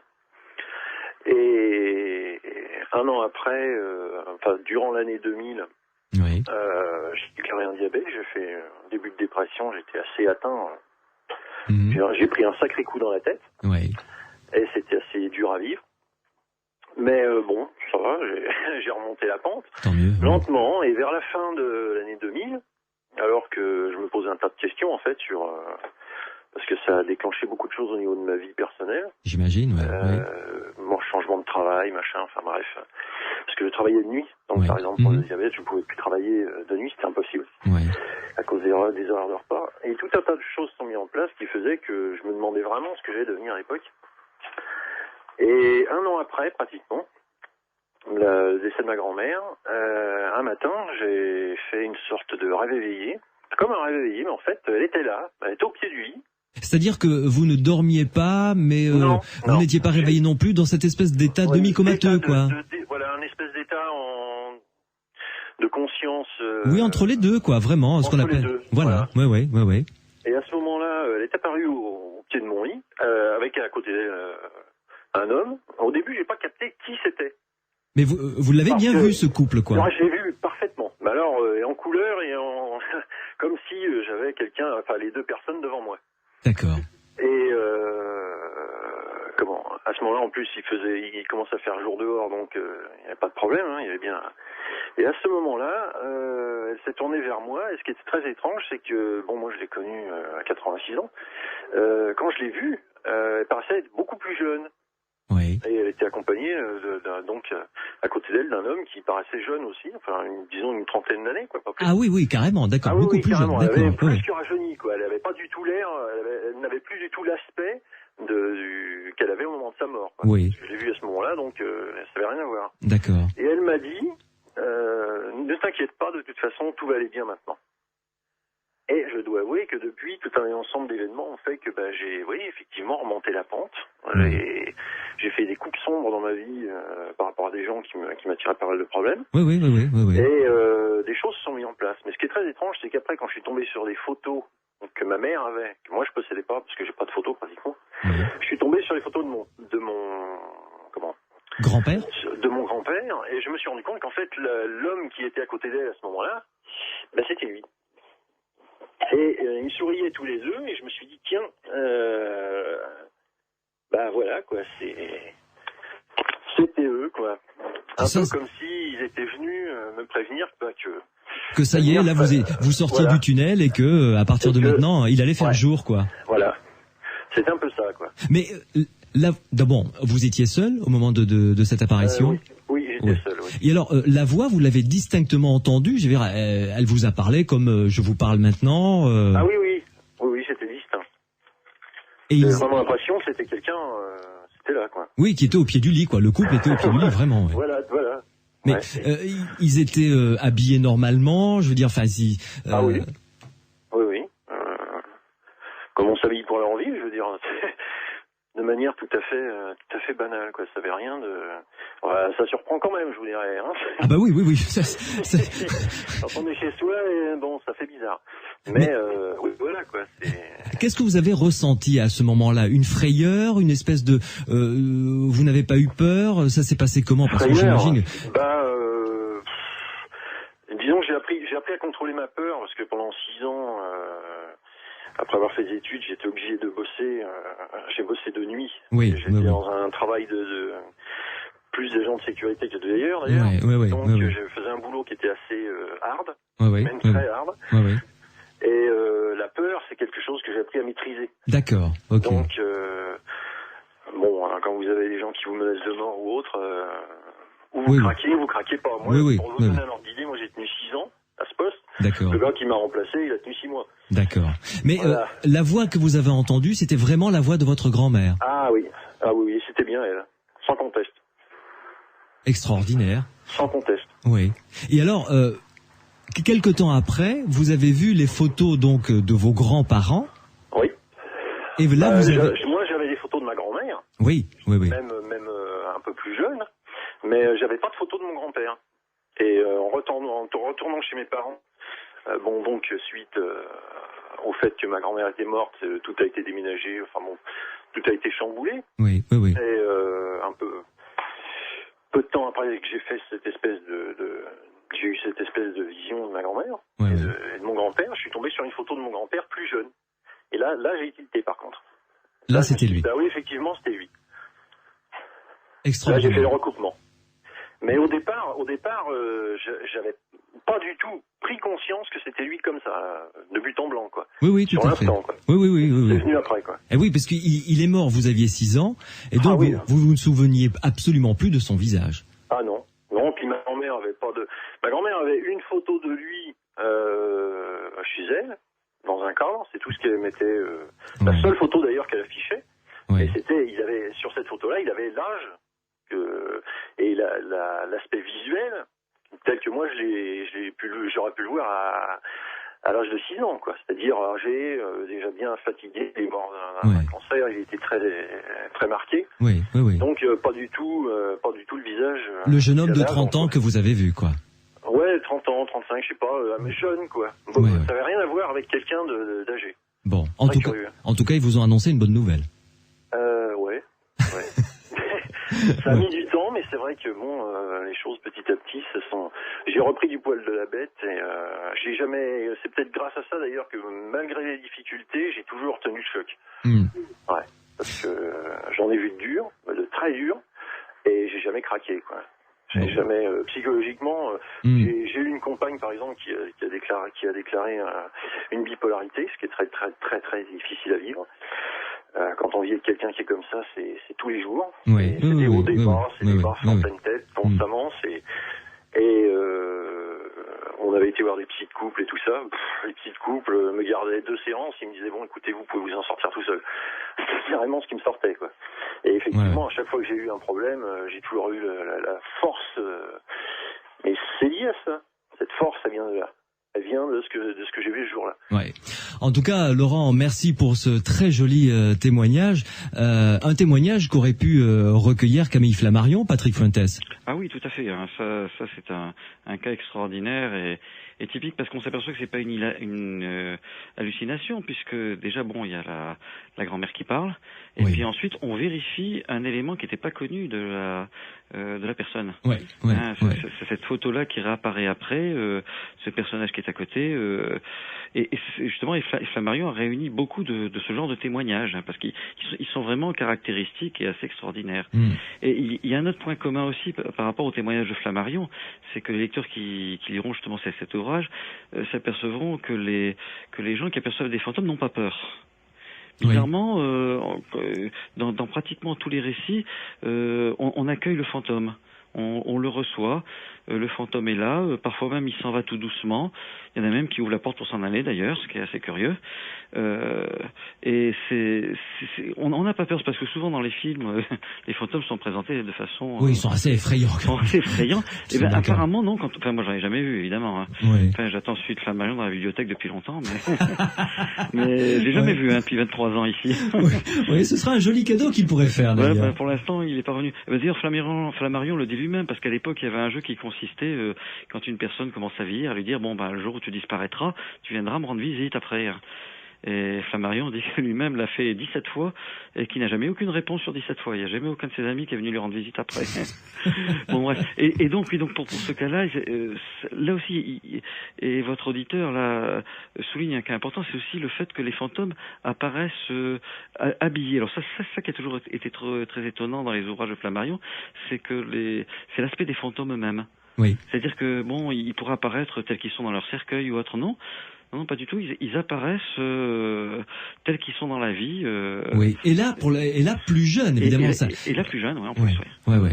Nous avons un deuxième témoignage, celui de Christelle, qui nous appelle d'Arcachon. Bonsoir, Christelle. Bonsoir. Pas d'Arcachon, hein. Castelldoat. Oh, Castelldoat, ça c'est pas Arcachon du tout, là. Non. C'est Béarn. On est vachement plus loin, là. Oui, effectivement, beaucoup plus au sud. Alors, Christelle, vous avez vécu quelque chose également de particulier après le décès de votre grand-mère. Voilà, elle est décédée cette année le 26 juillet. Oui. 2 jours après son décès, je me retrouvais chez elle, seule, dans la maison. Et j'étais en train de débarrasser le cellier, tout ce qu'il y avait acheté, si vous voulez. Hein. Bien sûr, oui. Et si vous voulez, j'ai entendu un bruit sec et violent qui provenait de la cuisine, donc de la pièce à côté du cellier. Alors je me suis précipitée dans la cuisine en me demandant ce qui se passait. Et j'ai regardé le gaz, si vous voulez, son convecteur au gaz, sa cuisinière au gaz. J'ai rien trouvé d'anormal. Donc je suis retournée dans le cellier. Oui. Et pour la seconde fois, j'ai entendu encore un bruit sec et violent. Donc je suis retournée une deuxième fois dans la cuisine pour regarder. Et je me suis dit, mais et si ça provenait de la corbeille à pain? C'est du couvercle de la corbeille à pain. Mais bon, je laisse tomber et je repars à mes occupations dans le cellier. Oui. Et pour la 3e fois dans le cellier, le même bruit sec et violent a recommencé, si vous voulez. Alors j'ai quand même été assez effrayée. Hein. Donc je suis repartie dans la cuisine.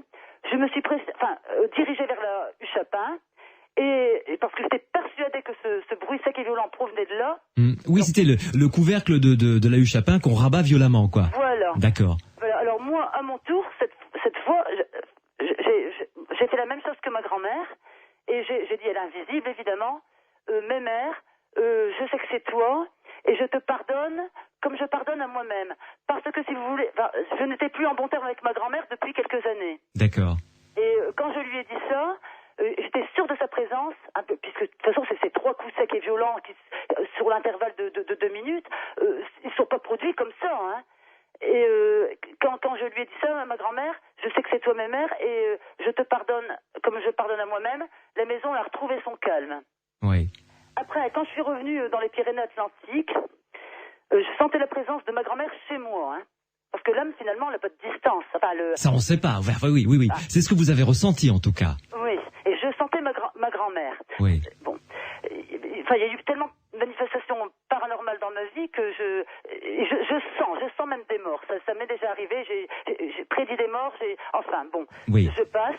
Soit le 7 août, je marque les dates, hein, j'ai fait une fumigation, vous savez, de l'enfance d'église. Et je sentais la présence de ma grand-mère chez moi, près de moi. Et je lui ai dit à ma grand-mère, en faisant la fumigation, si tu as encore envie de te manifester, fais-le, mais ne produis plus ces bruits secs et violents parce que ça me terrorise. Je suis effrayée, alors si jamais tu veux te manifester, manifeste-toi autrement. Puis c'est tout, hein, j'ai laissé ma fumigation devant la photo de ma grand-mère. Et quelques instants après, mon mari rentrait, et puis je suis partie le rejoindre dans la cour. C'est une cour, j'ai des gravillons chez moi. Oui. Et puis d'un coup, on entend une petite résonance, vous savez, comme si un bijou tombait sur le sol, qui tombait, qui rebondissait. Oui, comme un ting, ting, ting, ting, ting comme ça, oui. Voilà. Et mon mari me dit, tu portes des bijoux? Je dis, non, tu sais bien, quand je suis à la maison, je ne porte jamais de bijoux. Quand je suis seule à la maison, quand je ne reçois personne. Oui. Et d'abord, sur les gravillons, c'était vraiment étonnant. On était à deux, quand même. Oui. Alors, après, on a regardé mètre carré après mètre carré ce qui avait pu produire cette résonance, si vous voulez. Ce bruit, ce son. Et on a passé la journée là-dessus et on n'a rien trouvé dans la cour. Alors, dans mon esprit, j'ai dit, tiens, pourquoi pas? Je vais prendre les 3 alliances. La mienne, celle de ma grand-mère, que j'avais récupérée dans le Nord, et celle de ma mère, qui est décédée en 96. J'ai pris les 3 alliances dans mon coffre à bijoux, et puis je les ai fait tomber une à une sur mes gravillons. Et j'ai demandé à mon mari, tu vas me dire quelle résonance qu'on avait entendue tout à l'heure. Et mon mari n'était pas en train de regarder les alliances que je faisais. Oui, tout à fait. Oui. Et il avait choisi la résonance de celle de ma grand-mère. Ah, c'est joli ça. Et oui, on était à deux quand même, on n'est pas fous. Oui. Et et puis c'est tout. Après, je n'ai plus senti la présence de ma grand-mère. Je vis plus tranquille. Et je lui disais, ma grand-mère, il faut que ton âme elle s'élève. J'ai fait deux. Il faut que tu t'en ailles, quoi. Il est l'heure pour toi de quitter ce monde et de poursuivre ton chemin. C'est un très joli témoignage, Christelle, du Béarn, et non pas d'Arcachon qui est en Gironde. Pierre Lagrange, c'est une manière peut-être aussi de faire son propre deuil, non, ce genre de témoignage? Oui, c'est clair que ça participe dans une histoire familiale à ce genre d'événement. Dans certains cas, ça peut prolonger justement cette période de deuil. C'est à faire le deuil, parce qu'il y a des gens qui ont du mal à se séparer. On comprend tout à fait. Et mais les deux témoignages sont assez différents. C'est-à-dire que dans un cas, dans le deuxième cas, on a l'impression que la personne est déjà dans une culture, je dirais, du paranormal, donc elle est sensibilisée à ces questions-là et tout, et elle a construit tout un tas de repères.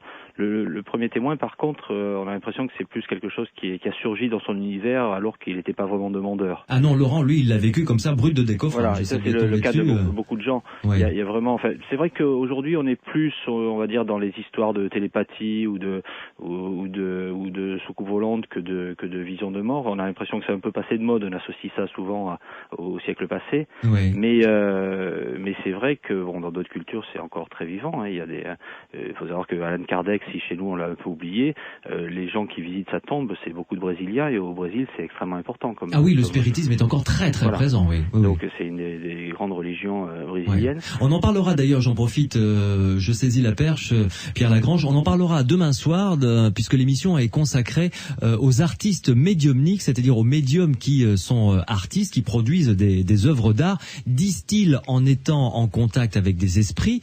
Ça, c'est leur analyse à eux, et on parlera notamment du cas de Luis Gasparetto, qui est un Brésilien qui est artiste et médium, et qui peint des toiles tout à fait étonnantes, signées Van Gogh, Manet, Monet, des choses assez surprenantes.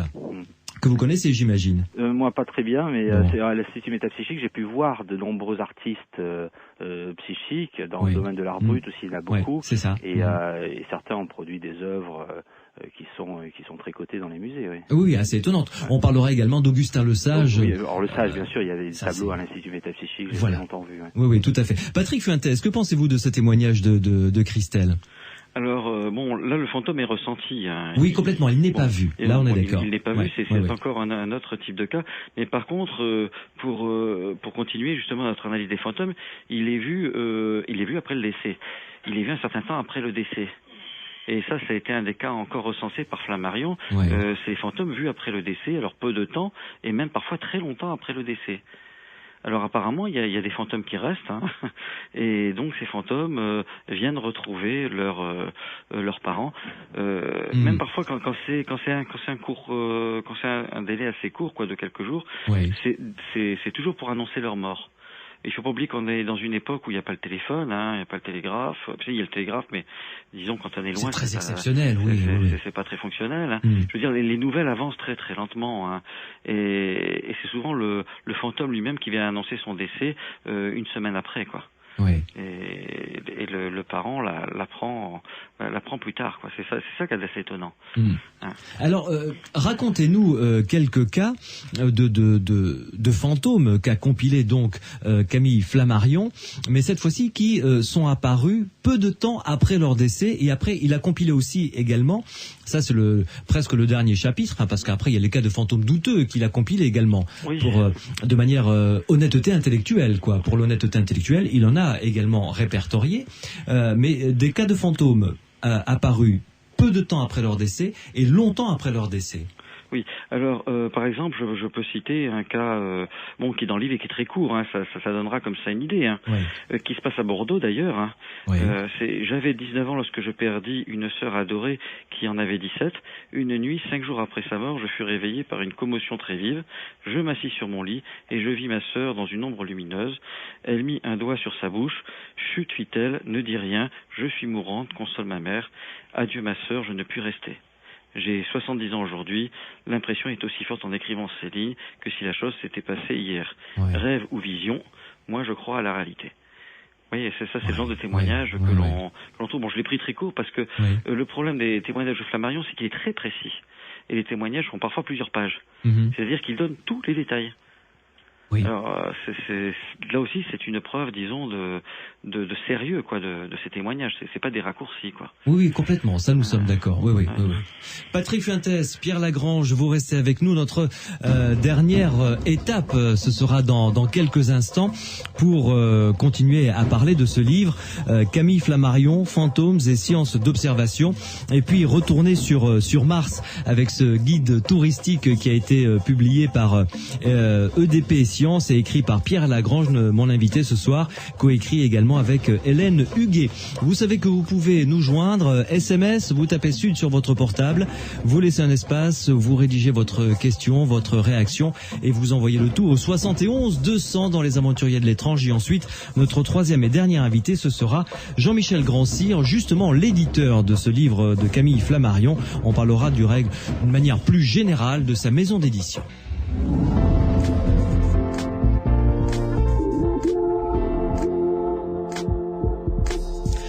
Patrick. Voilà, j'avais oublié le deuxième Sud Radio qui arrivait derrière. Patrick Fuentes, qui est conservateur de la bibliothèque Camille Flammarion à l'Observatoire de Juvisy, est mon invité ce soir dans les Aventuriers de l'étrange pour cet inédit de Flammarion qui s'intitule Fantômes et sciences d'observation. Pierre Lagrange, anthropologue et sociologue des sciences, est également mon invité aux côtés de Patrick Fuentes. Lui est l'auteur de ce guide du tourisme spatial sur Mars qu'il a coécrit avec Hélène Huguet aux éditions EDP et Sciences. J'en profite pour rajouter d'ailleurs que parmi les livres de Pierre Lagrange que je vous recommande ce soir, il y a La guerre du monde a-t-elle eu lieu aux éditions Robert Laffont. Ça parle de Mars également. Juste une petite parenthèse, Pierre Lagrange. Vous êtes revenu sur cette fameuse émission d'Orson Welles, émission de radio qui avait créé un vif émoi aux États-Unis. C'est ce qu'on croit. Et il paraît que non, il paraît d'ailleurs que ça n'a pas si bien fonctionné que ça finalement comme canular. En fait, on se demande ce qui a fonctionné parce que de mon point de vue, je trouve qu'elle a très bien fonctionné parce que elle a créé une des plus grandes rumeurs de ce siècle. C'est-à-dire cette espèce de depuis Orson Welles, toute une partie des gens qui se disent intelligents sont persuadés que, grâce à Orson Welles, que le reste du monde est composé de crétins prêts à croire n'importe quoi. Et la leçon de la leçon, je dirais, c'est qu'en fait, ce sont les gens qui se croient très critiques qui sont finalement les plus naïfs. Parce que depuis des décennies, vous avez des tas de gens qui disent, c'est pas étonnant que les gens croient aux soucoupes volantes, la preuve, ils ont cru à une émission sur les Martiens qui était complètement stupide. Et en fait, ce qu'on oublie, c'est que non, les gens n'ont pas cru à cette émission. Alors que la rumeur dit qu'il y a eu des suicides, les gens sont descendus en masse dans les rues. Enfin... Oui. Et c'est toujours les gens qui brandissent l'esprit critique qui disent, vous voyez, ils ont cru à n'importe quoi, ils se sont jetés par les fenêtres. Non, moi j'ai cherché les suicidés, je les ai pas trouvés. J'ai trouvé une jeune femme qui s'est cassée la jambe ou le bras, je crois, en descendant les escaliers un peu rapidement. C'est à peu près tout. Et du point de vue de la panique, ça a été quelque chose d'un phénomène très très localisé. Ça n'a pas été une espèce de tsunami qui aurait recouvert les États-Unis d'un vent de panique. C'est pas du tout ça. Ah bon? Donc, non. Oh, je suis déçu. Non, c'est vraiment une vraie rumeur rationaliste, cette histoire. C'est-à-dire que c'est un truc qui est né à une époque où on était encore très dans les rapports entre savants et populaires et on pensait volontiers que le peuple, en gros, était prêt à croire n'importe quoi.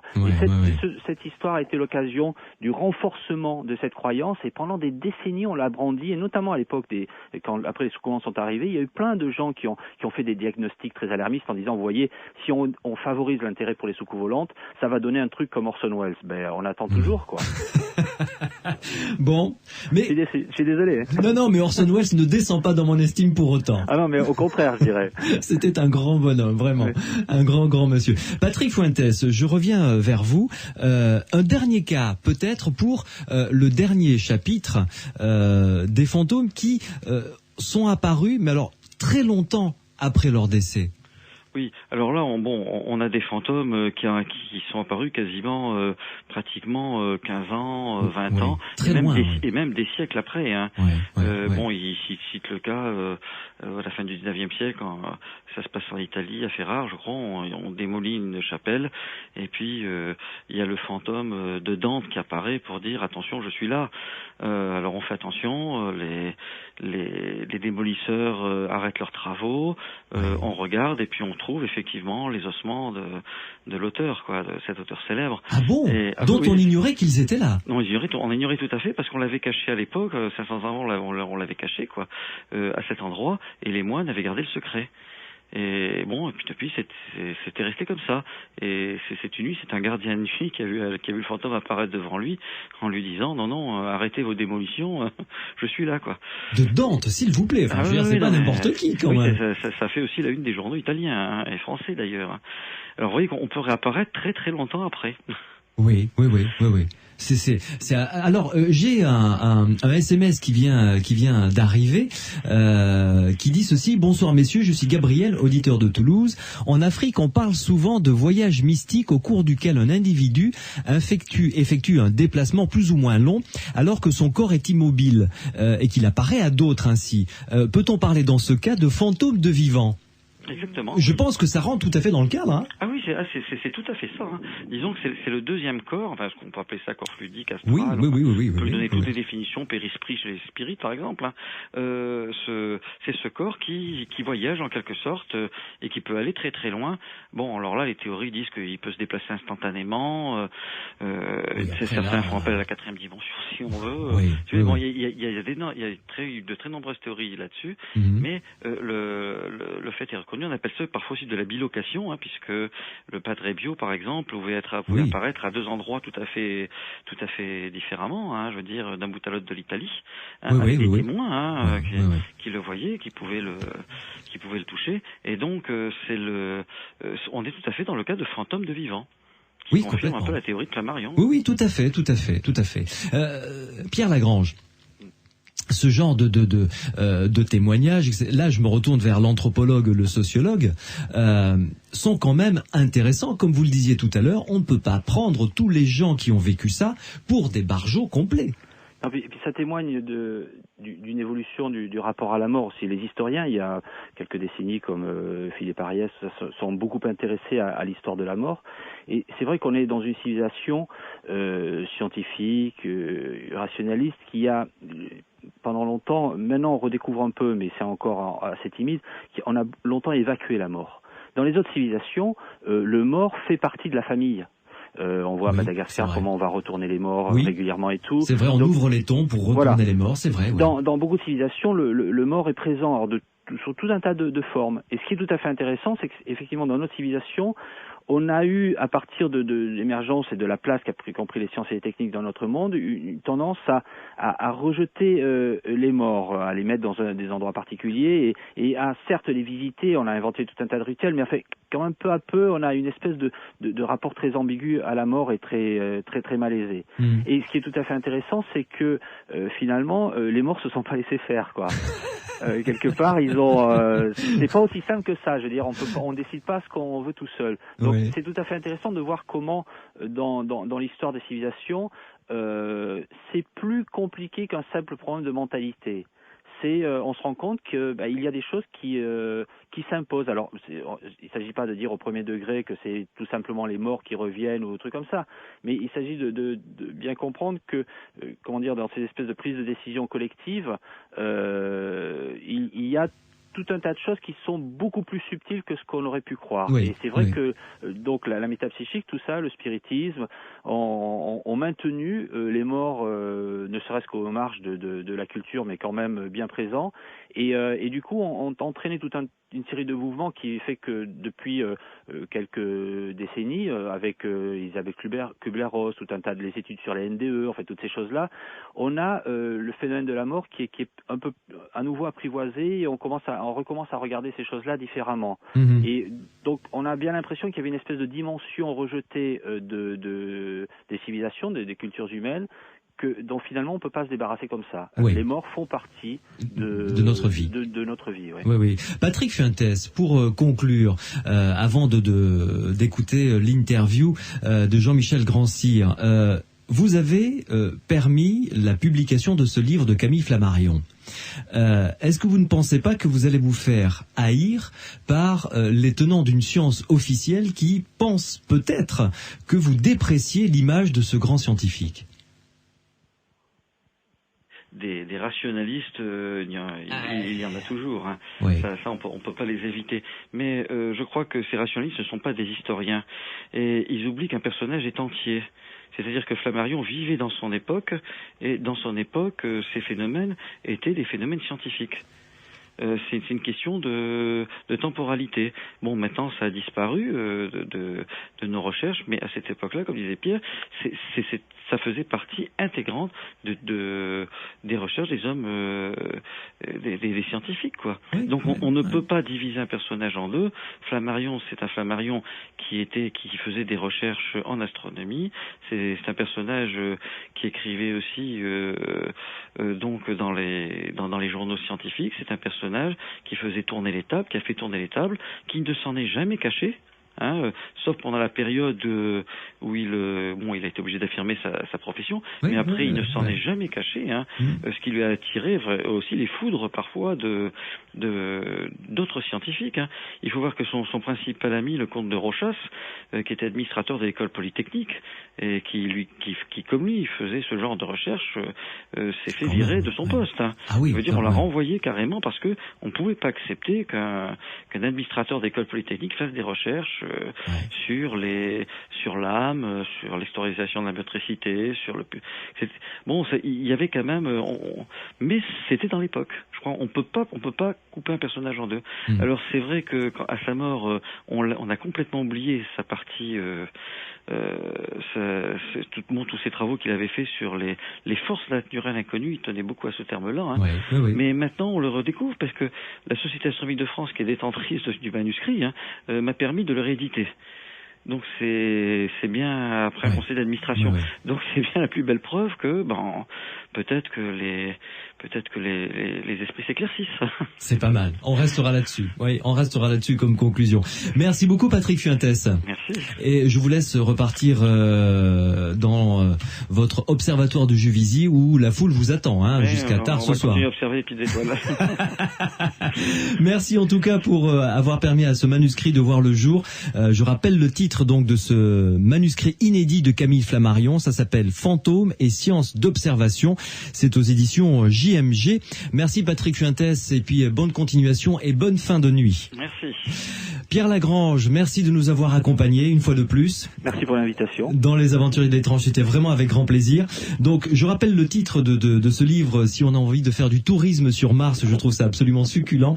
Le guide du touriste spatial sur Mars, donc signé par vous, Pierre Lagrange et Hélène Huguet. C'est aux éditions EDP Sciences. L'autre livre que vous avez publié chez Robert Laffont, qui est beaucoup plus récent, lui, donc La guerre du monde a-t-elle eu lieu?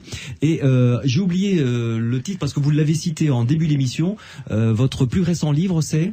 Ah oui, sur l'ésotérisme contemporain et sélecteur. Voilà. Mais là, c'est la bibliothèque de Bourg. Voilà. Mais on peut aller chez un bibliothécaire qui, en principe, peut le commander ou peut-être l'a-t-il reçu. Je pense qu'on doit pouvoir le trouver sur Internet, même. Oui, tout à fait. Sur les grands sites de vente de livres en ligne. Oui, tout à fait, tout à fait. Voilà. Merci beaucoup, Pierre Lagrange. Merci à vous. Bonne fin de soirée à vous. Bonne soirée. Les Aventuriers de l'étrange continuent avec, dans quelques minutes, un autre invité. Deuxième invité concernant ce livre, donc, de Camille Flammarion, Fantômes et sciences d'observation. C'est l'éditeur, tout simplement, Jean-Michel Grandcir. Les Aventuriers de l'étrange sur Sud Radio. Dans Les Aventuriers de l'étrange, ce soir, deuxième invité concernant ce livre dont je vous rappelle le titre, Fantômes et sciences d'observation, un livre de Camille Flammarion, publié aux éditions JMG. Et nous avons justement l'éditeur Jean-Michel Grandcir. Bonsoir. Bonsoir. Alors, j'imagine que JMG veut dire Jean-Michel Grandcir, évidemment. Exactement, oui, c'est la preuve d'une grande imagination. Mais ça sonne en tout cas, JMG Édition. Oui, bon, on a fait 1500 essais avant d'y arriver. Alors, Jean-Michel Grandcir, première question, faites-nous découvrir un petit peu votre maison d'édition. Quelle est sa ligne éditoriale? Eh bien, c'est simple, en fait, c'est tout ce qui est paranormal, d'une manière générale, avec deux grands axes qui sont l'étude de l'hypothèse de la survie après la mort, avec des gens qui apportent des témoignages. Donc on a une collection qui s'appelle Témoins d'au-delà, qui sont des expérimentateurs ou des gens à qui il est arrivé des choses étranges liées à l'au-delà. Et puis il y a une autre branche qui traite de beaucoup des ovnis. Alors, en ce qui concerne ce sujet quand même très sensible qu'est votre collection, enfin la collection qui en traite dans votre maison d'édition s'appelle Témoins d'au-delà, vous venez de le préciser. Comment est-ce qu'on peut juger de la valeur d'un livre? Parce que c'est un sujet éminemment sensible, évidemment. C'est très difficile parce qu'en fait, un auteur apporte ses acquis, il apporte son expérience. On n'est pas toujours derrière lui pour vérifier s'il n'est pas sujet aux victimes d'une illusion ou s'il raconte pas des histoires dans certains cas. Ouais. Donc c'est pas évident. C'est pas évident. Mais bon, je suppose que le premier contact avec un auteur, c'est son manuscrit, bien entendu. Absolument. D'autant qu'avec Camille Flammarion, il n'y a pas eu de problème parce que les contacts avec lui ont été quand même assez distants étant donné qu'il est mort il y a pas mal de temps. En 1925, pour être précis, oui, ça fait un petit bout de temps quand même. Non, mais pour revenir quand même à cette collection Témoins d'au-delà dans votre maison d'édition, qui s'appelle JMG Édition, je le rappelle, ça me paraît vraiment compliqué d'avoir remarquez, vous avez de l'expérience, mais d'avoir un jugement à peu près sûr sur ce thème-là. J'ai pas un jugement à peu près sûr, j'ai un jugement très approximatif, en sens où moi j'ai pas de certitude définitive et absolue sur tous ces sujets. Donc je suis très très ouvert. Je fais partie des sceptiques ouverts, c'est-à-dire des sceptiques qui ont tendance à croire à la réalité du paranormal, mais qui en même temps, je suis tenaillé par le doute. Donc j'essaie de faire passer des différents messages, des messages différents, complémentaires et contradictoires quelquefois. Je dirais que la contradiction ne me fait pas peur. J'ai une revue qui s'appelle Parascience, qui est créée et qui est dédiée à ce sujet, où justement on l'aborde sous tous ses aspects, y compris les aspects où on n'est pas d'accord avec l'au-delà, l'hypothèse de la survie et tout ça. Oui, c'est-à-dire que il vous est arrivé même de publier des livres qui défendaient une thèse avec laquelle vous n'étiez pas d'accord. Ah bah oui, absolument. Sinon, ce serait doctrinaire et puis on entrerait dans la dictature de la pensée unique, voire la pensée unique. Donc non, je suis pas dans ce registre-là. Oui. Jean-Michel Grandcir, qu'est-ce qui vous a donné envie de créer ce type de maison d'édition? On n'y vient pas par hasard. J'ai toujours été passionné par ces phénomènes. En fait, quand j'étais petit, j'écoutais à la radio des émissions de Jean Nochet, c'était dans les années 60, qui parlaient des extraterrestres, et ça me fascinait. Et puis, ça m'a toujours tenu. Donc, un jour, je me suis dit, tiens, je vais faire une revue. Alors, j'ai appelé Parascience. Et puis, Patrick Fuentes, d'ailleurs, m'a fait l'honneur de faire un article dedans.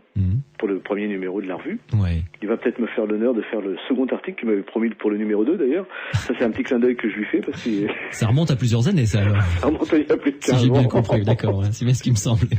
Oui, parce que là on publie le numéro 63 de la revue donc. Oui, voilà, oui. Mais je n'ai toujours pas le deuxième article de Patrick Fuentes. Bon. Donc Patrick, si tu m'entends. S'il te plaît. Voilà.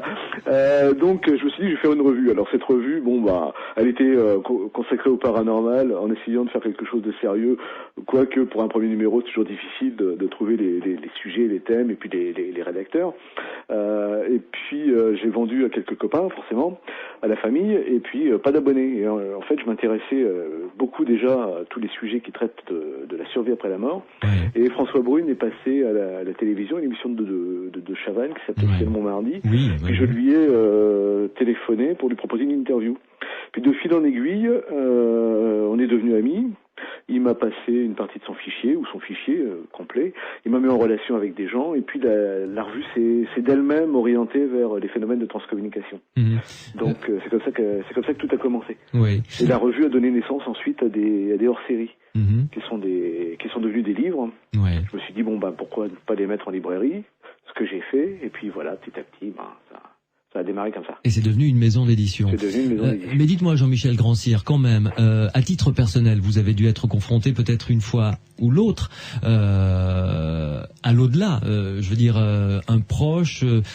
Est-ce qu'il faut chercher des racines également de ce côté-là? Non, pas du tout. Ouais. J'ai jamais cherché à entrer en contact avec un proche défunt, jamais.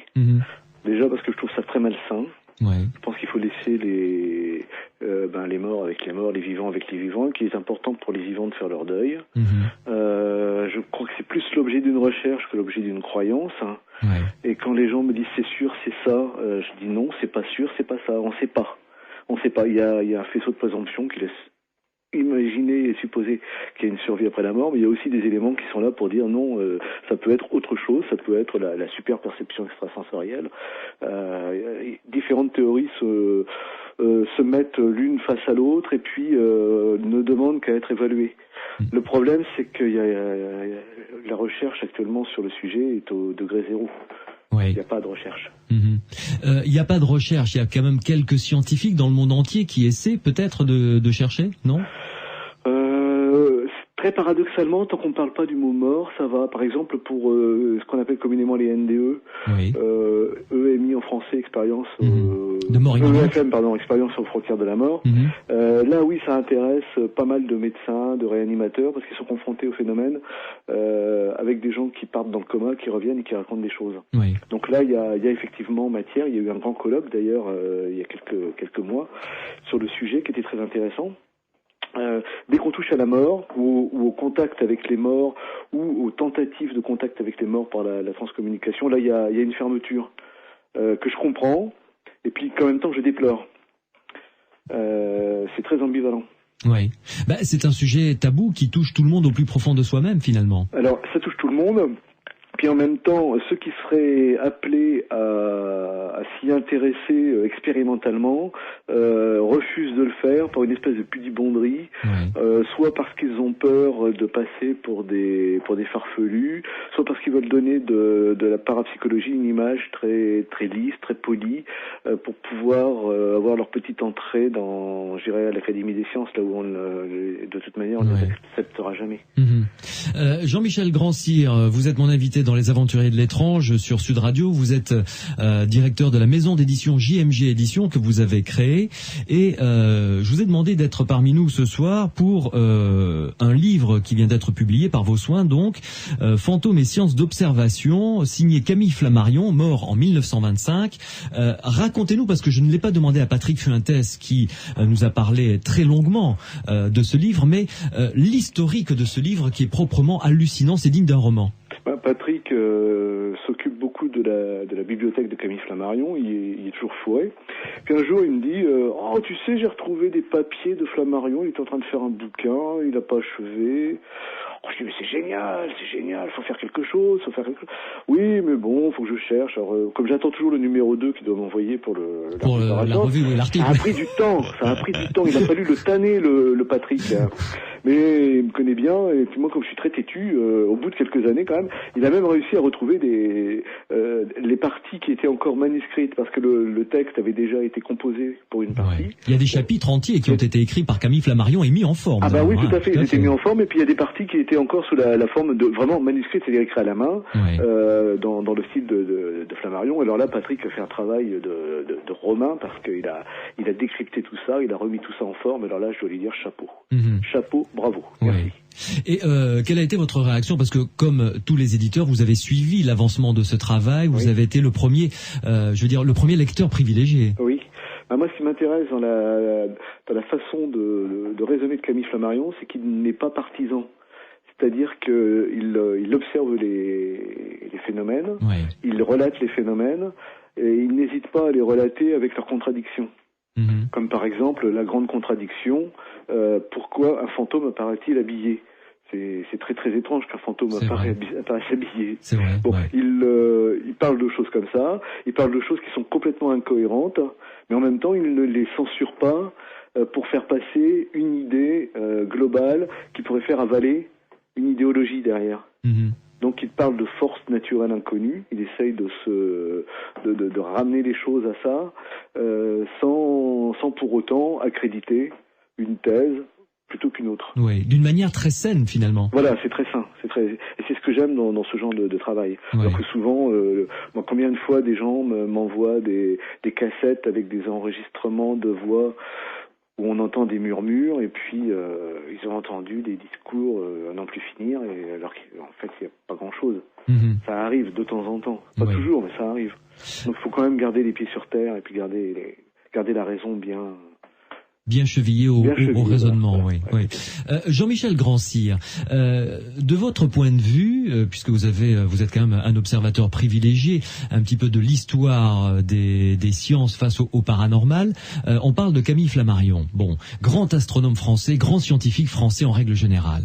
On lui doit beaucoup dans le domaine de l'astronomie et de l'observation. Il est mort en 1925. Et il a produit, comme on l'a vu, durant presque ces 2 heures, énormément de livres sur les études concernant des fantômes ou des apparitions. Qu'est-ce qui s'est produit dans l'histoire des sciences françaises qui ont fait que les grands scientifiques sont devenus totalement hermétiques à ce genre de sujet? Il y a eu un excès, à mon avis, dû à de faux médiums qui ont faussé les recherches. Beaucoup d'illusions qui ont perdu. Voilà, c'est ça. Beaucoup d'illusions perdues, oui, peut-être. Beaucoup d'illusions perdues, on peut le dire.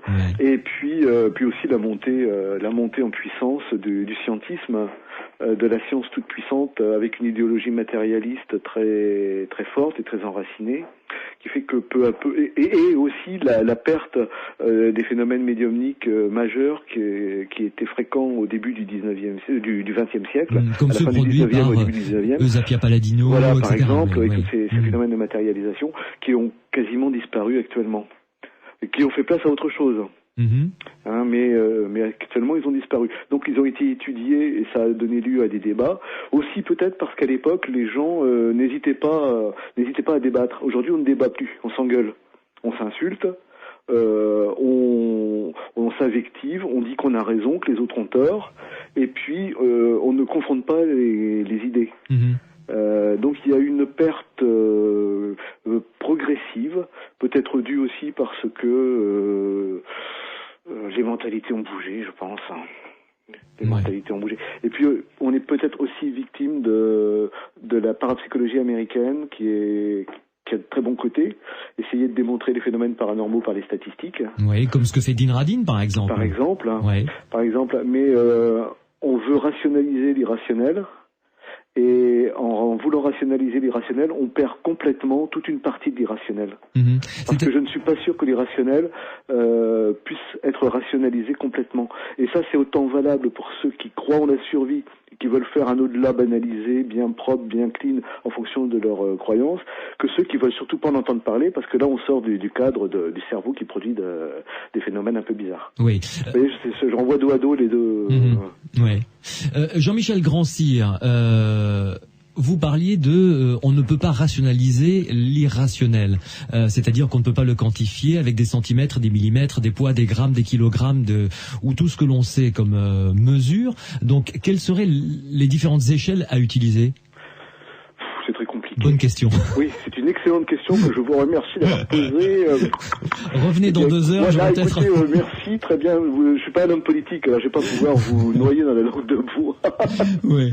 Non, c'est un problème complexe. On peut rationaliser une partie de l'irrationnel, on peut le quantifier, mais très très vite on s'aperçoit qu'une fois qu'il est sorti par la porte, l'irrationnel rentre par la fenêtre. Ouais. Moi je suis allé par exemple, on est dans un autre registre, un registre moderne. Je suis allé au col de Vence faire des expériences de photographie numérique paranormale avec tout un groupe. C'est-à-dire, expliquez-nous ça, au col de Vence, des photographies. Alors le col de Vence, ça se situe au-dessus de Nice. Oui. Et puis il y a une équipe de copains qui sont là-bas depuis des années et qui obtiennent des résultats absolument incroyables. Donc j'y suis allé avec à plusieurs reprises et une fois avec quelqu'un qui faisait une émission de télé, qui avait emmené son matériel. Et puis alors quand il a vu les photos que je lui ai montrées, il m'a dit bon, oui, tout ça tu prends Photoshop et puis c'est pas compliqué, hein, tu peux bidouiller tout ce que tu veux. Bon, donc on est allé là. Mais qu'est-ce qu'il y a sur ces photos racontez-nous un peu parce que là vous m'intriguez quand même. Oh, il y a des formes qui apparaissent, des visages qui sont complètement déformés. Il y a des tas de choses complètement irrationnelles. Complètement. Ah bon, d'accord. Que ce soit en plein jour ou en pleine nuit, d'ailleurs. D'accord, oui. Donc on est allé là-bas, et puis d'un seul coup, pouf, ça y est, des phénomènes se déclenchent. Alors on prend des photos, et puis on voit sur le petit écran LCD, on voit le visage de la personne qu'on a pris en photo qui est déformé complètement, comme traversé par une balle, comme... Alors c'est-à-dire, attendez, parce que là vous allez un peu trop vite pour moi. Il y a quelqu'un qui est en face de vous. Oui. Une personne, quoi, normal. Une personne ou personne. D'accord. Ou rien, ou la nature. Et là, ce phénomène est visible à l'œil nu et vous le prenez en photo. Non, il n'est pas visible à l'œil nu. Il n'apparaît qu'au moment où on prend la photo. Donc, vous prenez des photos un petit peu au hasard, quoi. Complètement. Et on voit des jets de lumière qui sortent de la terre, on voit des visages déformés, on voit des objets volants non identifiés, vraiment des formes qui ressemblent à des ovnis alors qu'il n'y en a pas dans le ciel. C'est très très très bizarre. On est en train de préparer un livre sur le sujet et justement ce journaliste qui était très très sceptique au départ, c'est un des premiers à avoir obtenu avec son propre matériel, sans que personne n'y touche, des phénomènes de cet ordre.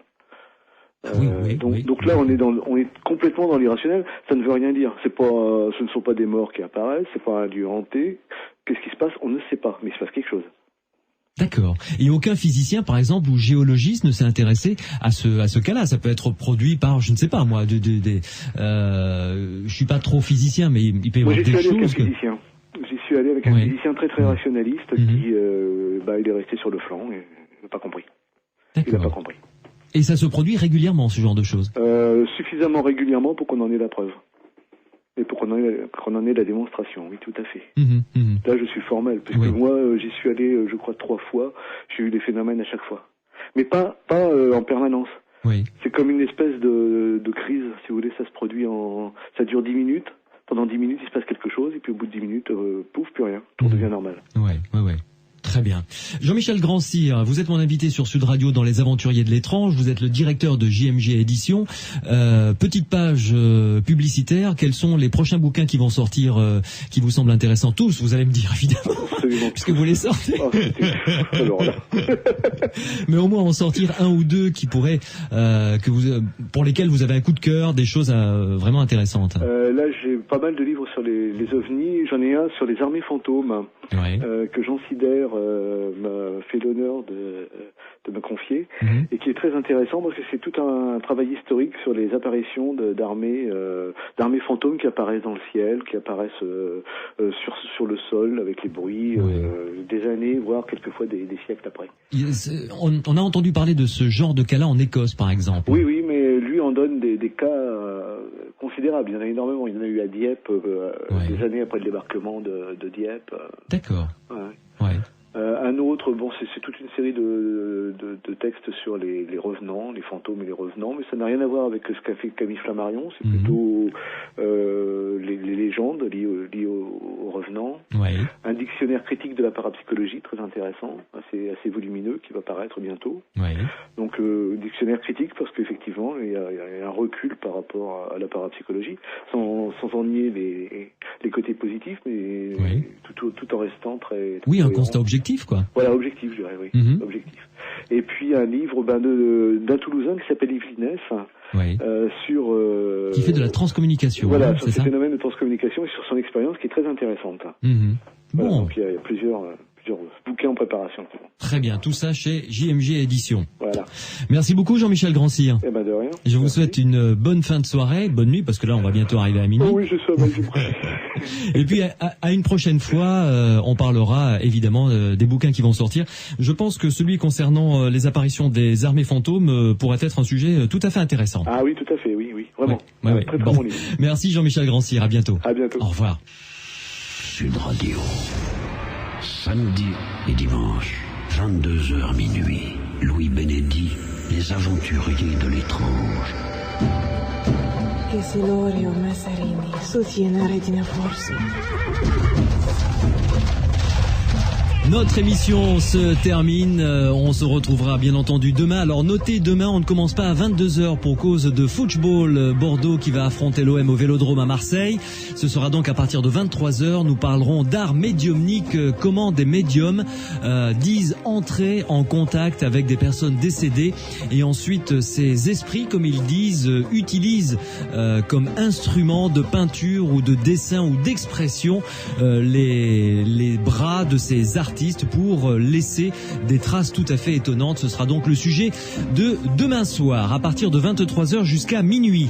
Un appel à témoins si, comme l'a dit Camille Flammarion, vous avez vécu un phénomène d'apparition de fantômes, votre témoignage nous intéresse. Vous nous écrivez par l'intermédiaire de notre boîte mail étrange@sudradio.fr où vous nous laissez votre témoignage et votre numéro de téléphone au 0826 300 300. Merci à Grégory qui a réalisé cette émission. Merci à Morad qui était au standard et merci à Pierre Macias qui m'épaule comme un fidèle pilar, comme on dit en rugby, pour réaliser les aventuriers de l'étrange. Passez une belle nuit et rendez-vous demain à partir de 23h.